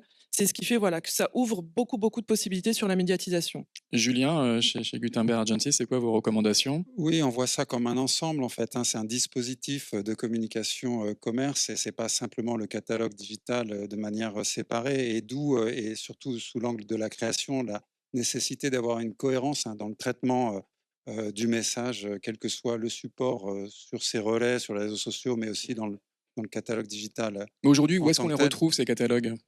Aujourd'hui, on les retrouve sur, le site de l'annonceur, on les retrouve, principalement, hein. Aujourd'hui, GSA, GSS, c'est dans les apps, évidemment, et ensuite, ce que je disais, c'est qu'on Il y a va Bonial, par retrouver exemple, il y l'offre a éclatée, Fabien on qui va est là. retrouver l'offre éclatée de diverses manières dans un écosystème qui est beaucoup plus large.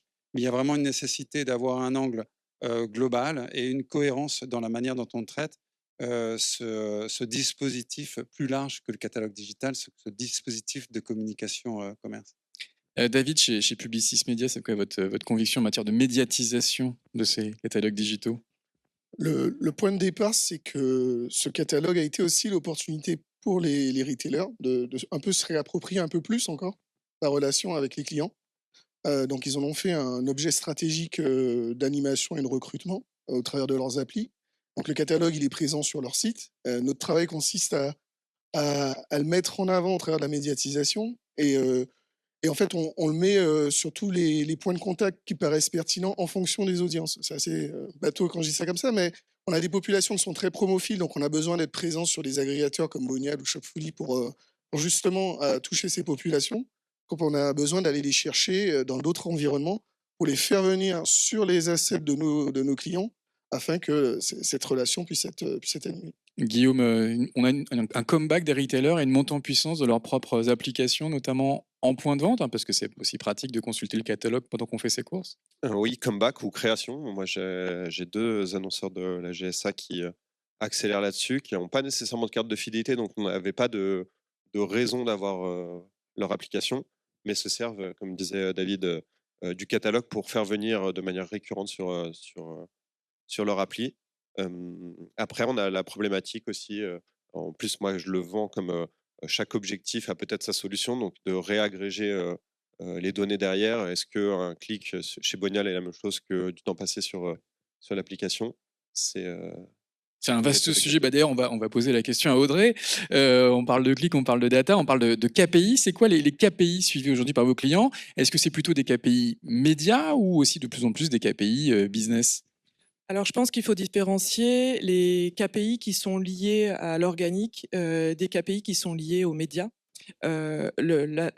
L'enseigne va plutôt chercher sur tout ce support organique à regarder donc ce qui est navigation, clic, bien entendu, mais voir les interactions aussi qu'il a sur son catalogue. Ce qu'on pourrait appeler de l'engagement? L'engagement, oui, et puis pour les enseignes qui ont parfois les deux modèles d'affichage, de la mosaïque et du feuilletable, voir quelle est la proportion de l'un versus l'autre. Et d'ailleurs, il y a des chiffres qu'on peut partager? Qu'est-ce qui Il génère y le a- plus d'engagement? Alors, écoutez, aujourd'hui, on est plutôt sur du 50-50.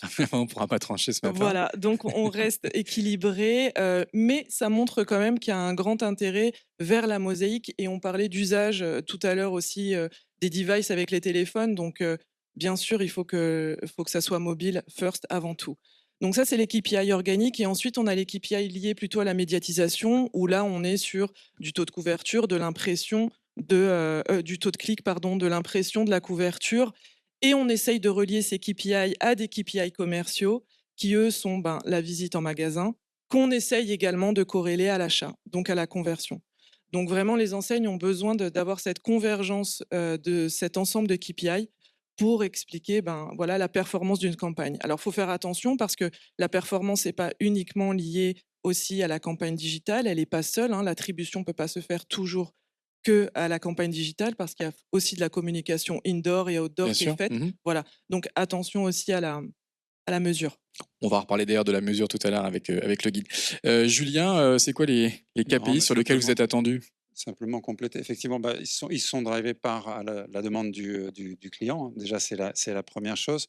Pour mesurer l'expérience et l'engagement, nécessairement, on va être plus sur des KPI médias, hein, les pages vues, le temps de lecture, la navigation, etc. Mais on a aussi des indicateurs qui sont en place, du tracking qui va être mis sur la mise au panier, ce genre d'éléments. Donc, c'est aujourd'hui le seul point qui nous semble important, c'est que quand on commence à avoir une lecture trop e-commerce, on va avoir tendance à mettre en avant des indicateurs plutôt justement commerce. Et nous, on insiste sur le fait que les indicateurs, les KPI médias sont importants pour mesurer l'expérience. Encore une fois, c'est un espace dédié à la promotion dans lequel il faut absolument que l'expérience soit mise en avant. David, chez Publicis, comment on trouve cet équilibre entre médias et commerce? Alors nous, on essaie de faire en fonction de la maturité de nos clients.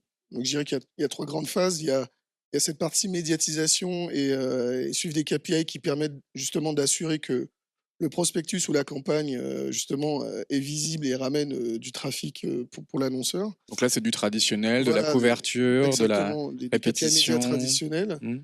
Après, il y a aussi cette notion d'engagement finalement sur le support. Est-ce que la population qui vient elle-même s'intéresse, consomme la profondeur du catalogue, etc. Et pour les plus matures, on est effectivement avec eux sur cette mesure un peu business, de savoir quel est l'impact finalement de toutes ces actions sur leur trafic en magasin et sur l'incrémental qu'on amène en termes de chiffre d'affaires. Et c'est pas évident, il n'y a pas forcément un clic. Lorsqu'on regarde un catalogue sur son application et qu'on fait ses courses et qu'on met un produit dans son caddie, il n'y a pas eu de clic. Et pourtant, il y a eu une vente. Donc, c'est pas simple. Oui, c'est pas simple, c'est pas simple. Et je pense que la discussion qui va suivre sur la mesure Drive to Store apportera des éléments de réponse. Sans doute, sans doute. Parce que voilà, il y a des acteurs qui existent et qui nous accompagnent avec nos clients à mieux appréhender ces sujets. Guillaume, on a commencé à parler de ces KPI, de cette data. C'est quoi l'équilibre entre médias et business? C'est pareil, c'est en fonction de la maturité. On essaye quand même de travailler surtout sur l'incrémentalité parce que tous n'ont pas les capacités de nous remonter ou via leur cadre de feed ou même les sorties de caisse, les évolutions sur les produits concernés par le catalogue, par exemple.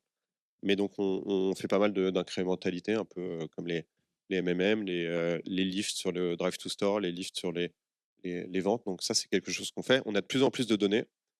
Pas toujours utile. Moi, j'aime bien. J'ai une citation d'un ancien client qui était chez Sephora et qui est maintenant chez ProSol, qui me disait que lui, en télé, il n'avait pas besoin de savoir ses GRP. Le lendemain, il voyait en boutique L'impact en boutique. l'impact. Donc, on essaie aussi d'avoir ce feeling-là. Et ça, on voit vraiment une différence entre les acteurs nationaux et locaux qui, eux, nous parlent beaucoup plus de cet impact-là. Formidable transition, parce qu'effectivement, on a parlé de multilocal tout à l'heure avec le référentiel. Audrey, est-ce que les attentes du national et les attentes d'un point de vente local sont les mêmes? Est-ce que ça impose aussi de personnaliser, d'adapter ces catalogues digitaux?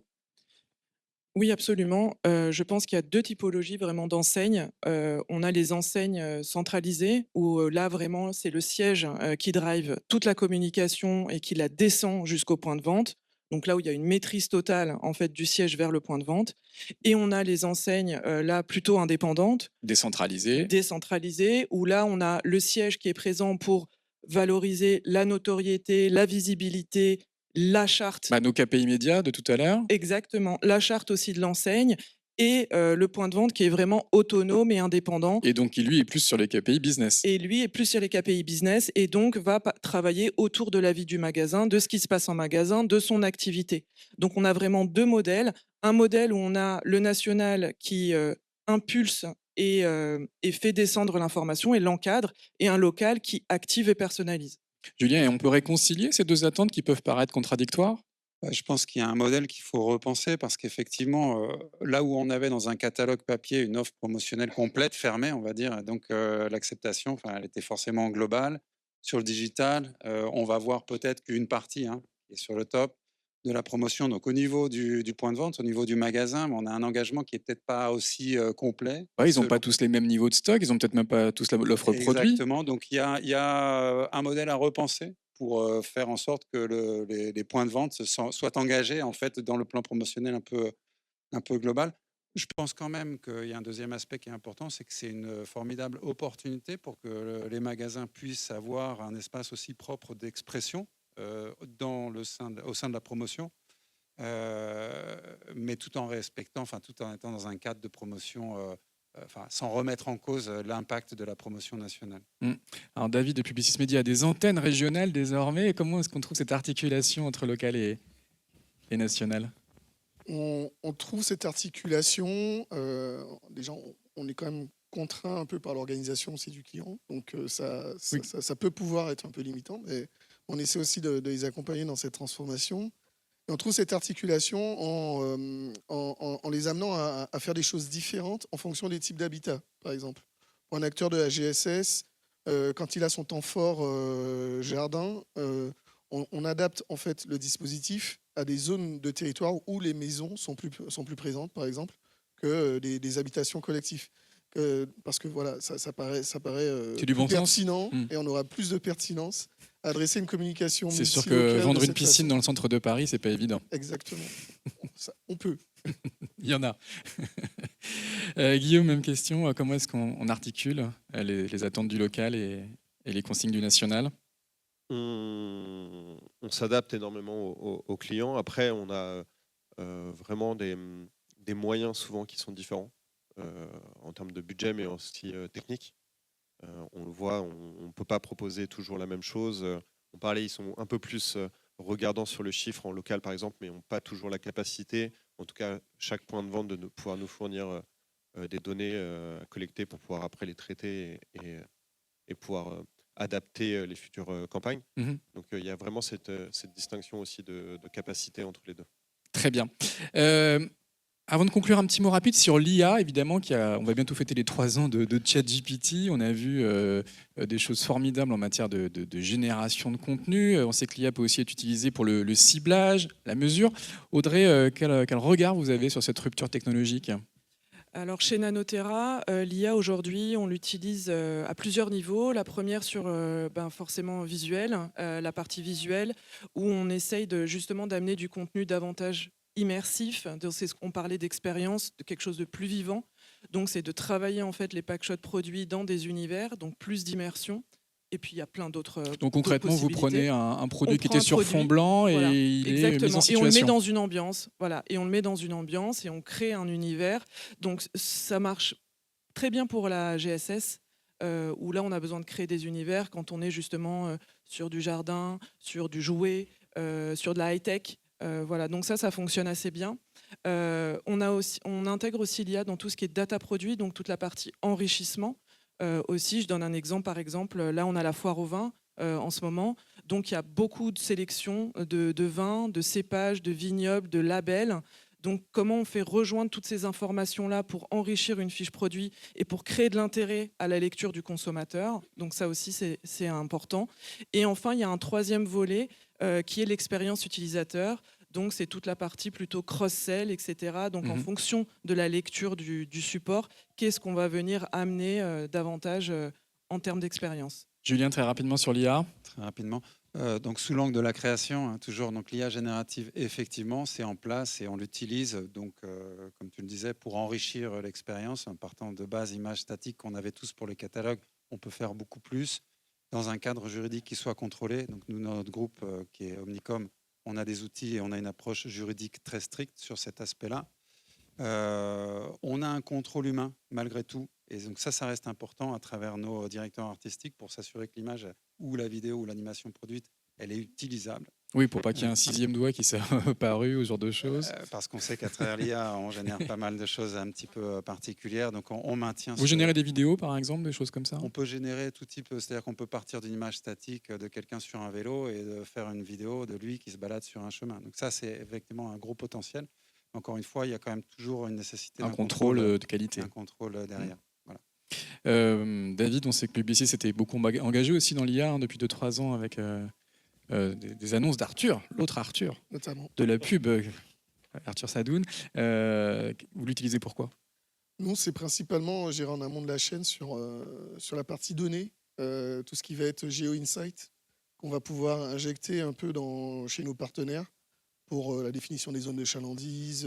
Voilà, pour être plus précis. Pour être plus précis, pour que ça colle mieux effectivement à la réalité de chaque magasin, en y intégrant aussi des éléments business pour justement pouvoir aller surpresser certaines zones et moins d'autres.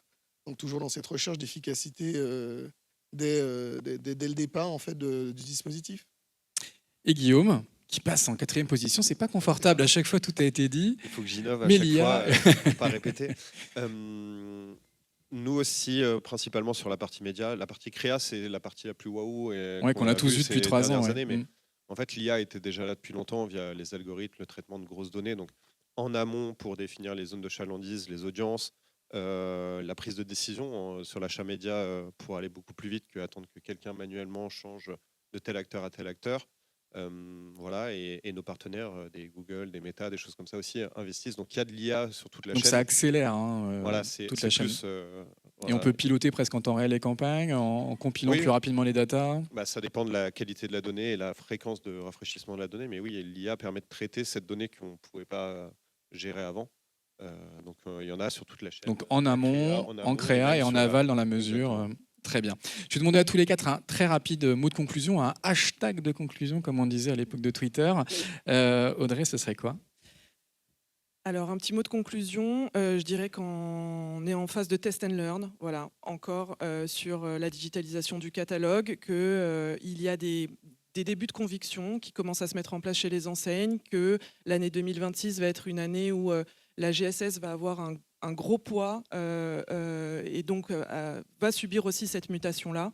Et enfin, je rajouterai juste un point sur le contexte marché qui est extrêmement concurrentiel en ce moment avec les marketplaces voilà, qui s'imposent grandement et aussi au niveau de la médiatisation. Et donc, voilà, les enseignes doivent continuer à investir le terrain de la médiatisation pour donner de la visibilité. Et Nanotera est là pour les accompagner. Absolument. Merci Audrey. Merci. Julien, également un mot de conclusion. Il y a plusieurs points qui sont importants. Le premier, c'est que probablement il y aura un changement de modèle du catalogue promotionnel ou de la promotion qui venait du haut, qui était construite puis diffusée. Et probablement, ça va plutôt venir du consommateur. Une co-construction avec ça va changer, mais ça, c'est le sens de l'histoire aussi. Voilà, c'est le sens de l'histoire. Ça suppose aussi un changement organisationnel et politique chez nos clients. Donc, une des fonctions, un des rôles qu'on a en tant qu'agence, c'est de les accompagner dans cette évolution. On avait des silos entre le print et le digital. Aujourd'hui, c'est en train de sauter.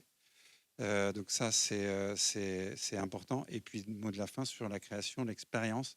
La création, ne pas oublier la force de la création et de la conviction dans tout ce qu'on va développer pour nos clients. La création, un point important. Merci Julien de Gutenberg Agency, spécialiste du print depuis 5 siècles. Depuis 50 ans. David, également un mot de conclusion pour Publicis. Le mot de conclusion, je dirais que si traditionnellement le catalogue et sa digitalisation est un sujet des enseignes, je crois que le multilocal permet aussi aux marques de se réapproprier une partie du sujet aujourd'hui grâce à la technologie, et que le local et le multilocal, c'est un terrain de jeu formidable pour toutes les marques. Un nouveau terrain de jeu sur lequel vous pouvez donc inviter vos joueurs sur le terrain de Publicis Média. Merci Julien. Guillaume, le mot de conclusion pour WPP Média. Moi, je vais reprendre un peu ce que je disais tout à l'heure. Pour moi, en fait, le catalogue n'est pas un objectif. Donc, chercher à le digitaliser n'est pas nécessairement un objectif, mais c'est plutôt un moyen, un des canaux pour atteindre ce qu'on disait tout à l'heure. Diffuser sa promo, montrer ses arrivages, faire du reach hebdomadaire très puissant. Voilà, mais c'était qu'un des canaux et on n'est pas obligé essayer de reconstituer exactement la même chose en digital. Très bien. Eh ben, merci Guillaume. Et n'hésitez pas à contacter WPP Media pour découvrir ce nouveau chemin vers ce nouveau monde digital. Moi, je retiendrai que finalement, la seule certitude, c'est le changement. Merci à tous les quatre. On peut les applaudir.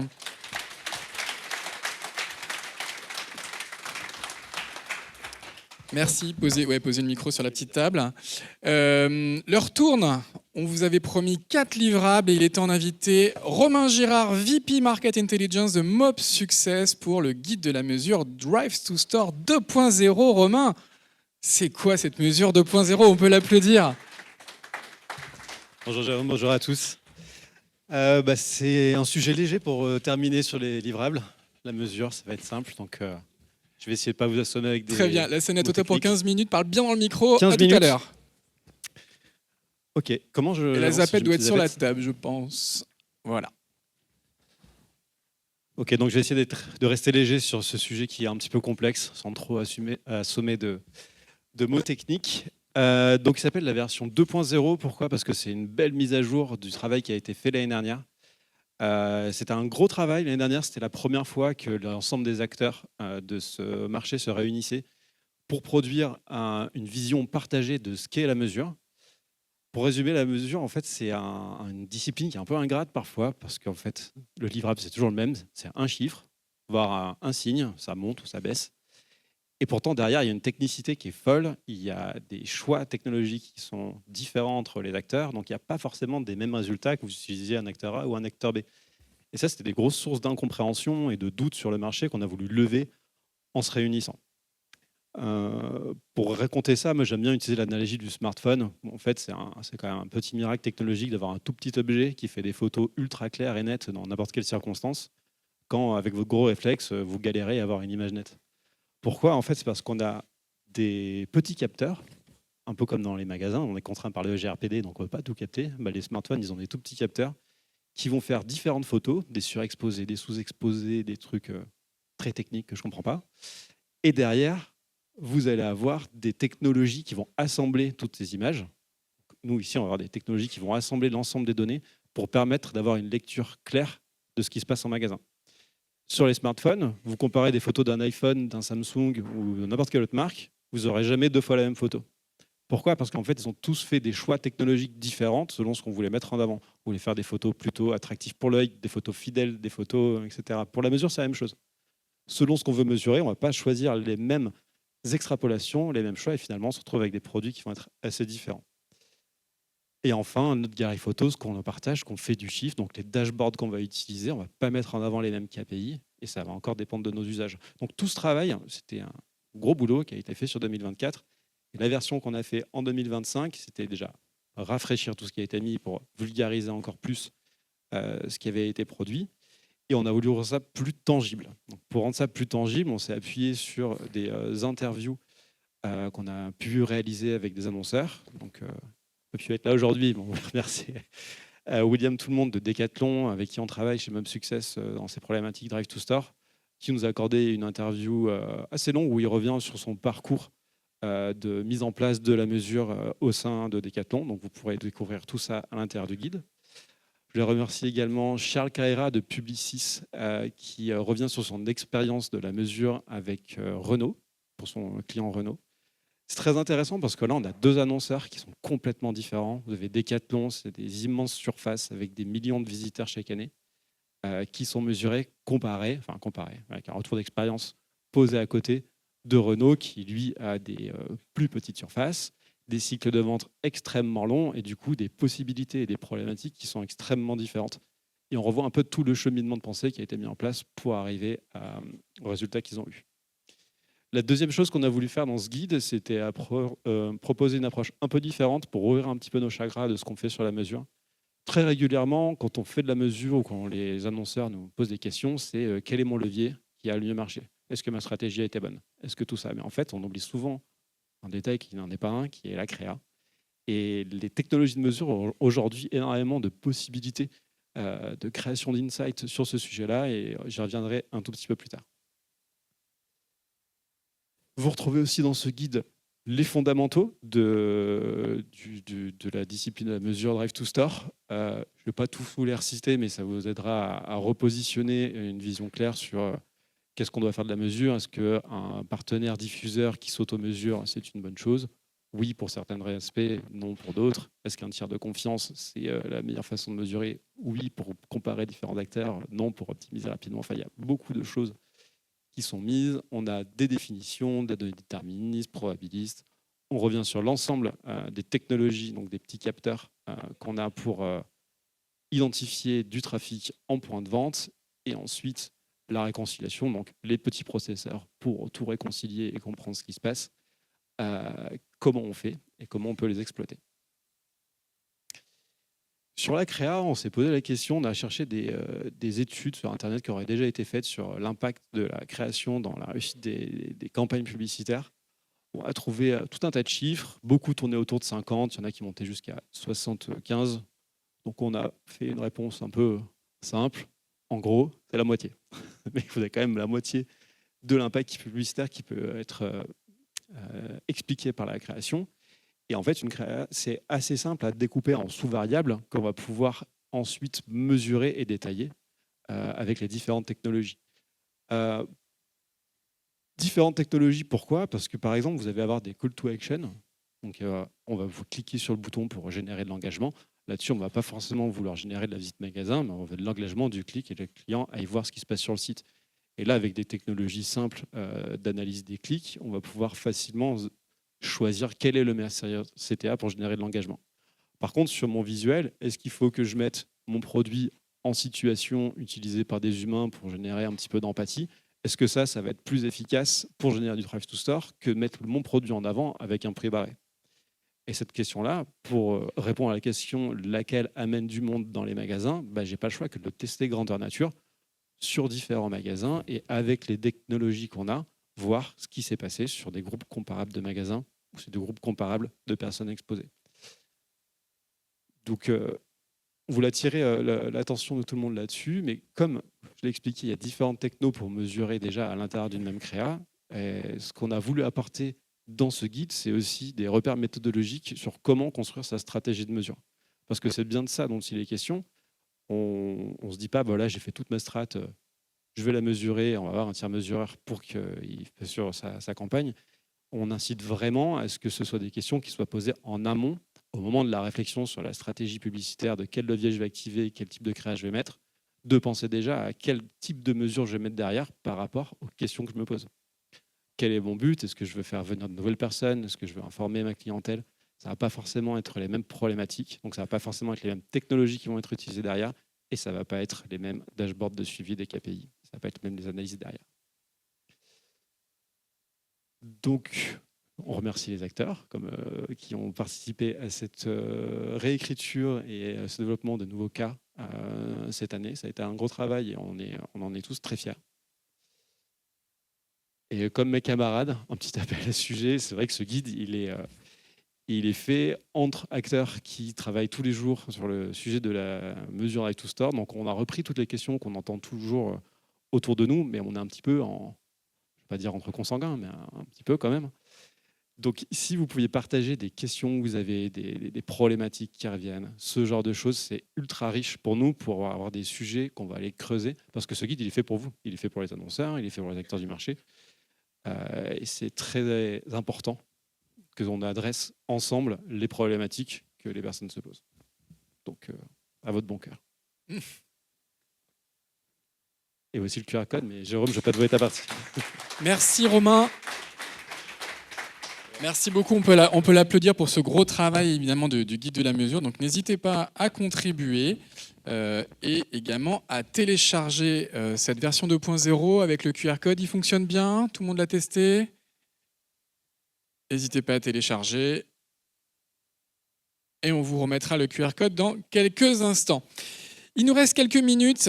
Et on va terminer avec une discussion, une conversation du média au point de vente. Comment construire une stratégie de mesure adaptée? Et j'invite Carmel Aboni-Mana, responsable acquisition trafic chez Bouygues Télécom, à me rejoindre sur scène. Bonjour Carmel. Prenez un micro. Est-ce qu'il est allumé?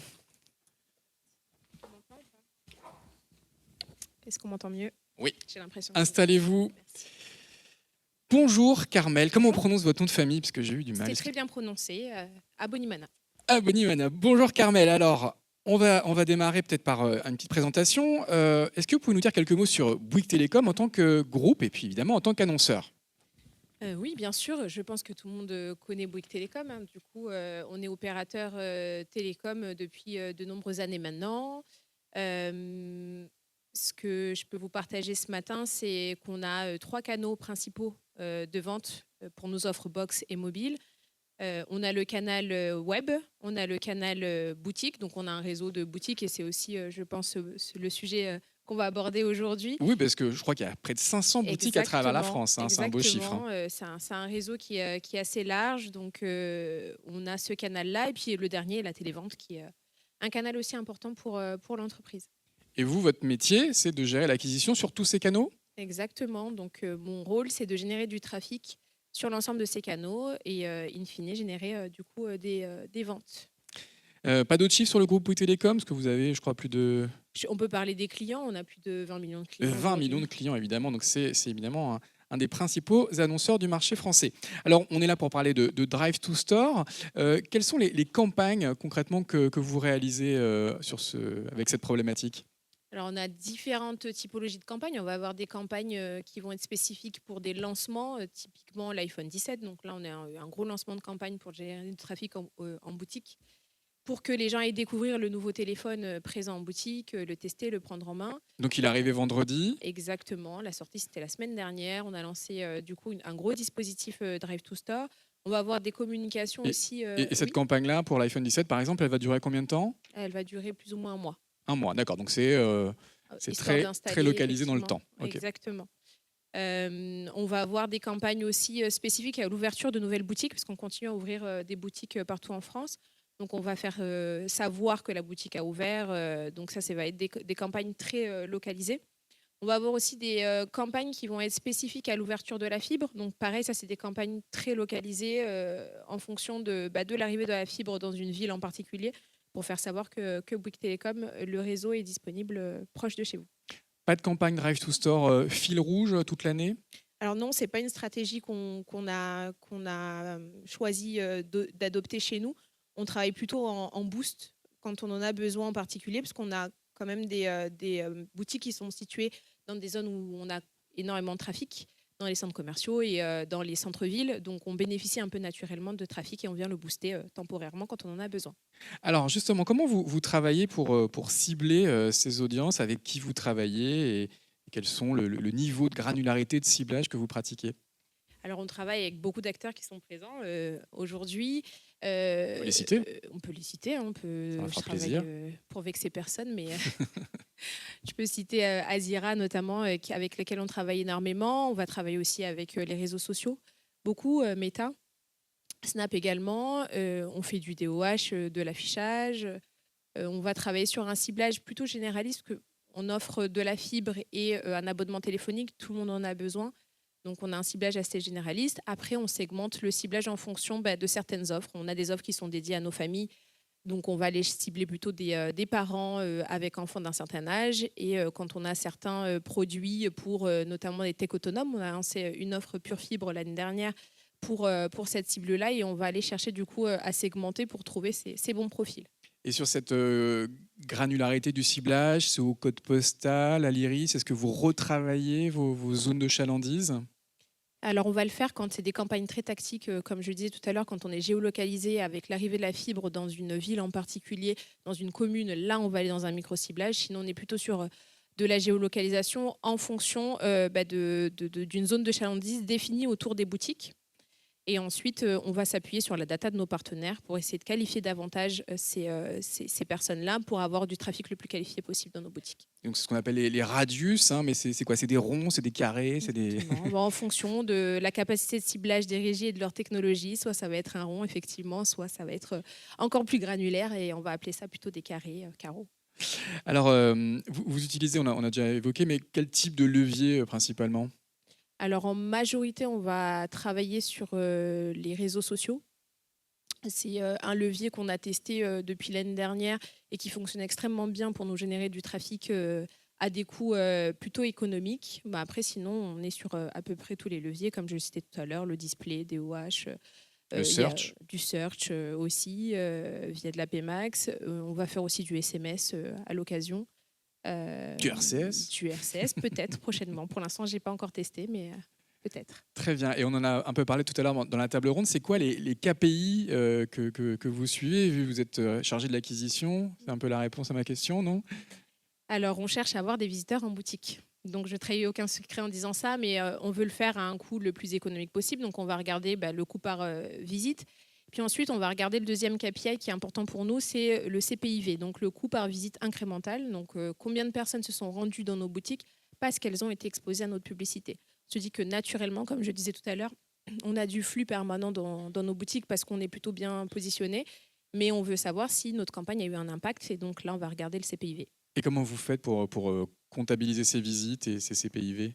Alors aujourd'hui, on fait appel à un tiers de confiance qui est Kairos, qui a installé donc des petits boîtiers qu'on appelle des beacons dans l'ensemble de nos boutiques, qui vont du coup capter via un signal Bluetooth les visiteurs qui se rendent en boutique. Donc le boîtier Bluetooth, il émet un signal. Exactement. Et c'est le smartphone du visiteur qui capte ce signal, c'est ça? Exactement. Donc on va comptabiliser dans ce sens. Alors on n'a pas 100% des visiteurs de la boutique parce que quand le Bluetooth n'est pas activé sur le téléphone, on ne peut pas comptabiliser cette venue en Oui, mais boutique. aujourd'hui, pratiquement tout le monde active son Bluetooth sur son Exactement, smartphone. ne serait-ce pour avoir ses écouteurs, etc. À côté de ça, on va regarder aussi pour la donnée incrémentale, pour savoir combien de sons ont été exposés à nos publicités. Parce que voilà, l'application du smartphone qui capte ce signal Bluetooth, on peut réconcilier cet ID avec une exposition média. Exactement. Donc, Kairos travaille avec une majorité des partenaires qui sont déjà là aujourd'hui, et ils vont du coup récupérer un identifiant téléphone, un identifiant publicitaire qui va permettre de faire la réconciliation entre l'affichage publicitaire et la venue en boutique. Et c'est comme ça qu'on arrive à se dire que ces personnes ont au moins été exposées à une de nos publicités avant de se rendre en magasin. Et donc, vous en déduisez le coût par visite, voire le coût par visite incrémental. Donc, ça a été compliqué, j'imagine, mais maintenant, vous êtes satisfaite de ce Ça a été long, mais non, que les boîtiers sont installés, on est plutôt rodés. Et puis, on arrive de mieux en mieux à cibler aussi, à travailler du retargeting, notamment de ces premiers visiteurs. Ce qu'on aimerait pour aller plus loin maintenant, c'est d'aller jusqu'à la conversion, ce qu'on ne fait pas encore. Aujourd'hui, on ne sait pas s'ils sont repartis avec une box, un téléphone ou rien. Alors, on va en parler, mais est-ce que vous avez testé également d'autres méthodes de ciblage? On pense évidemment au GPS. Alors, on en a testé, mais c'est vrai que maintenant que c'est beaucoup plus précis avec la mesure qu'on a via notre tiers de confiance avec le Bluetooth, on regarde uniquement cette donnée-là. Et est-ce qu'il y a une différence entre les boutiques, par exemple, qui sont dans un centre commercial, ou celles où les concurrents sont très proches également physiquement? Et c'est sûr que quand on est installé dans un centre commercial juste à côté de nos concurrents, c'est quand même un peu plus difficile de capter le trafic qui passe là, qui n'aille pas chez nos concurrents. Donc on a des coûts par visite qui sont un peu plus élevés dans certaines de nos boutiques, plus que d'autres, quoi. Alors on a commencé à parler d'attribution. C'est aussi évidemment un très gros sujet, hein, on compte, mais il faut aussi attribuer. Vous travaillez des grosses plateformes, les Google, les Meta, ils n'ont pas tendance à s'attribuer toutes les visites dans vos points de vente? Un petit peu. Non, on essaye justement, du coup, via Kairos et ce tiers de confiance, d'avoir un regard un peu agnostique. À côté de ça, c'est vrai que Google a sa propre méthodologie de comptabilisation des visites en boutique. Donc, on essaie de prendre aussi beaucoup de recul entre l'analyse des différentes performances qui nous sont remontées dans nos dashboards. À côté de ça, on a quand même vérifié que les visites qui nous sont remontées par justement Google à travers nos différentes campagnes correspondent quand même plus ou moins avec le volume de visiteurs qu'on a observé dans nos différentes boutiques. Donc, on a fait un comptage pour vérifier si la donnée était plutôt fiable et cohérente, et à quelques pourcentages près, elle l'était. D'accord, donc des méthodes Ça un nous peu a permis de différentes, mais fiabiliser. globalement, Oui. vous êtes satisfait On s'y des retrouve. chiffres. Ouais. Mais évidemment, tout ce travail de rationalisation des méthodes d'attribution, il va dans le bon sens pour vous. Ça va dans le bon sens, mais ça nous a valu des heures et plein d'A/B tests. Comme on le dit souvent dans le métier, c'est ça, il n'y a pas de science exacte. Il faut tester, retester, optimiser, et on finit par trouver une formule qui fonctionne bien. Oui, parce que ce qui est compliqué aujourd'hui, c'est que le paysage, il est omnicanal. Le parcours client, il est omnicanal. Il y a des clients qui viennent dans vos boutiques, mais qui achètent online, d'autres qui se renseignent online et qui finalisent dans la boutique. Comment on gère cette notion d'attribution omnicanal? pour le moment, on le gère pas hyper bien. On n'est pas capable de mesurer, par exemple, l'effet vitrine qu'on va avoir via une annonce Google où les gens vont se rendre sur notre site pour un peu consulter les prix, les forfaits, etc. Et ensuite se rendre en boutique pour tester, par exemple, le téléphone, le nouvel iPhone 17 pour se rendre compte à quel point il est léger ou tester l'appareil photo. Pour l'instant, on ne sait pas encore le mesurer. Donc ça va être un défi justement pour l'année à venir de trouver les bons partenaires qui nous aident à réconcilier cette data. Alors, il y a un autre sujet dont on a parlé tout à l'heure, c'est cette notion de multilocal avec parfois des attentes différentes. Alors, je pose une question naïve, est-ce que tous les Français dans toutes les villes de France, dans vos 500 boutiques, ont les mêmes attentes, par exemple vis-à-vis d'un iPhone 17? Est-ce qu'il y a des subtilités régionales? Alors, ils n'ont pas tous les mêmes attentes, mais c'est vrai qu'on a une communication globale et on s'y tient. Donc, quand on est sur un lancement d'iPhone 17, peu importe le magasin, il l'aura. C'est pas un phénomène un peu plus urbain, un peu plus bourgeois? Alors, bien sûr, la conversion sera meilleure dans certaines boutiques parce que la cible s'y prête mieux, mais la communication reste globale. On ne personnalise pas non plus jusqu'à la boutique en se disant que telle boutique va peut-être plus convertir sur un téléphone un peu plus... un peu plus accessible. gamme, On peut etc. imaginer voilà, qu'une boutique dans un Non. centre commercial en périphérie Non. vendra moins d'iPhone 17 Pro qu'une boutique en Non, centre-ville à Paris. Nous, notre parti pris, c'est de se dire c'est le téléphone du moment, il va driver des gens en boutique. S'ils ne partent pas avec un iPhone 17, ne le dites pas trop à Apple quand même. Ils achèteront un iPhone 16. C'est peut-être, ou un 16e. Mais en tout cas, le vendeur en fait, est là pour accompagner le visiteur et l'aider à convertir sur le produit dont il a besoin. On a également parlé tout à l'heure rapidement d'intelligence artificielle. C'est aussi des choses que vous regardez en matière de ciblage, de création, de mesure? Oui, la plupart des régies et des partenaires qu'on a nous proposent de plus en plus de solutions d'optimisation de la data ou de leurs algorithmes avec de l'intelligence artificielle. Donc, on s'appuie sur cette technologie-là pour continuer à optimiser nos campagnes. Et de notre côté, on utilise l'IA plutôt sur la partie créa pour nous aider à faire plusieurs A/B tests créa pour savoir quel créa, quel message publicitaire aide le mieux à pousser les gens à se rendre en visite.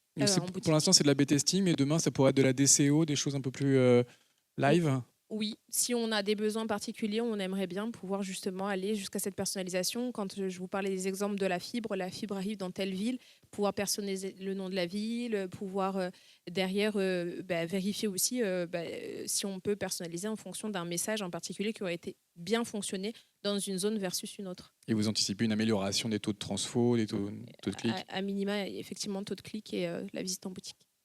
Un mot également sur les nouveaux canaux. On en a rapidement parlé, mais Alliance Digitale est très présente sur les sujets du DOH, évidemment, de la CTV. On commençait à parler du RCS, le successeur du SMS. C'est aussi des leviers sur lesquels vous allez travailler pour faire du Drive to Store? On a un petit peu commencé sur les sujets de CTV. Je pense qu'il y a un enjeu important de créa, trouver le bon message créa, parce on s'est longtemps cherché sur comment on améliore nos créas sur les réseaux sociaux. Maintenant, il y a un enjeu sur la CTV de qu'est-ce qu'on fait pour que les personnes qui ont imprimé ce message, qui sont assis chez eux, se décident d'aller en boutique. C'est un peu une dynamique un peu différente. Je dis CTV, ça peut aussi être TV segmenté, parce que Bouygues, en tant qu'opérateur, est évidemment très impliqué dans ce format. Oui, on est encore sur des faibles volumes, mais bien sûr, c'est un enjeu aussi, surtout quand on a des campagnes ultra ciblées ou quand on a envie d'avoir des campagnes un peu tactiques guérilla. Donc, en tout cas, vous regardez tous ces leviers. Le RCS aussi, ça va être un des sujets? Ça va être un sujet aussi. On se pose la question de comment le faire bien, parce qu'on sait que le levier SMS fonctionne très bien pour générer du trafic en boutique. Donc, c'est le nouveau format, je pense. Donc des sujets 2026 à tester. Alliance Digitale, évidemment, fédère tout l'écosystème. On a vu ce matin 4 livrables. C'est utile aussi pour vous, pour identifier les bonnes pratiques, identifier les bons acteurs dans ce marché du Drive to Store. Et puis cette certification, parce que vous travaillez aussi avec des membres, Azira ou Crossfire, qui ont été l'un et l'autre certifiés par le CESP. C'est important tout ce travail qui est fait? C'est hyper important pour les annonceurs. Enfin, moi, je parle à mon nom propre. C'est difficile des fois de se retrouver dans l'écosystème avec de plus en plus d'acteurs, de partenaires, d'arriver à avoir un petit guide dans lequel on arrive à se retrouver. C'est hyper important pour nous et de partager aussi les nouveautés, les nouvelles technologies, les mesures unifiées, etc. C'est hyper clé pour nous. Très bien. Carmel, le mot de la fin, ce serait quoi? Ça serait de remercier tous les acteurs qui ont travaillé sur ce super support qui va nous servir à tous, je pense. Et on verra en 2026 le changement et les optimisations sur le Drive to Store. Et on invite tout le monde à se rendre dans une boutique Bouygues Télécom pour s'acheter un iPhone 17 Pro. Pas que, Ouais. la fibre aussi. N'hésitez pas. Et à prendre de la fibre. Merci Carmel, on peut l'applaudir. Merci.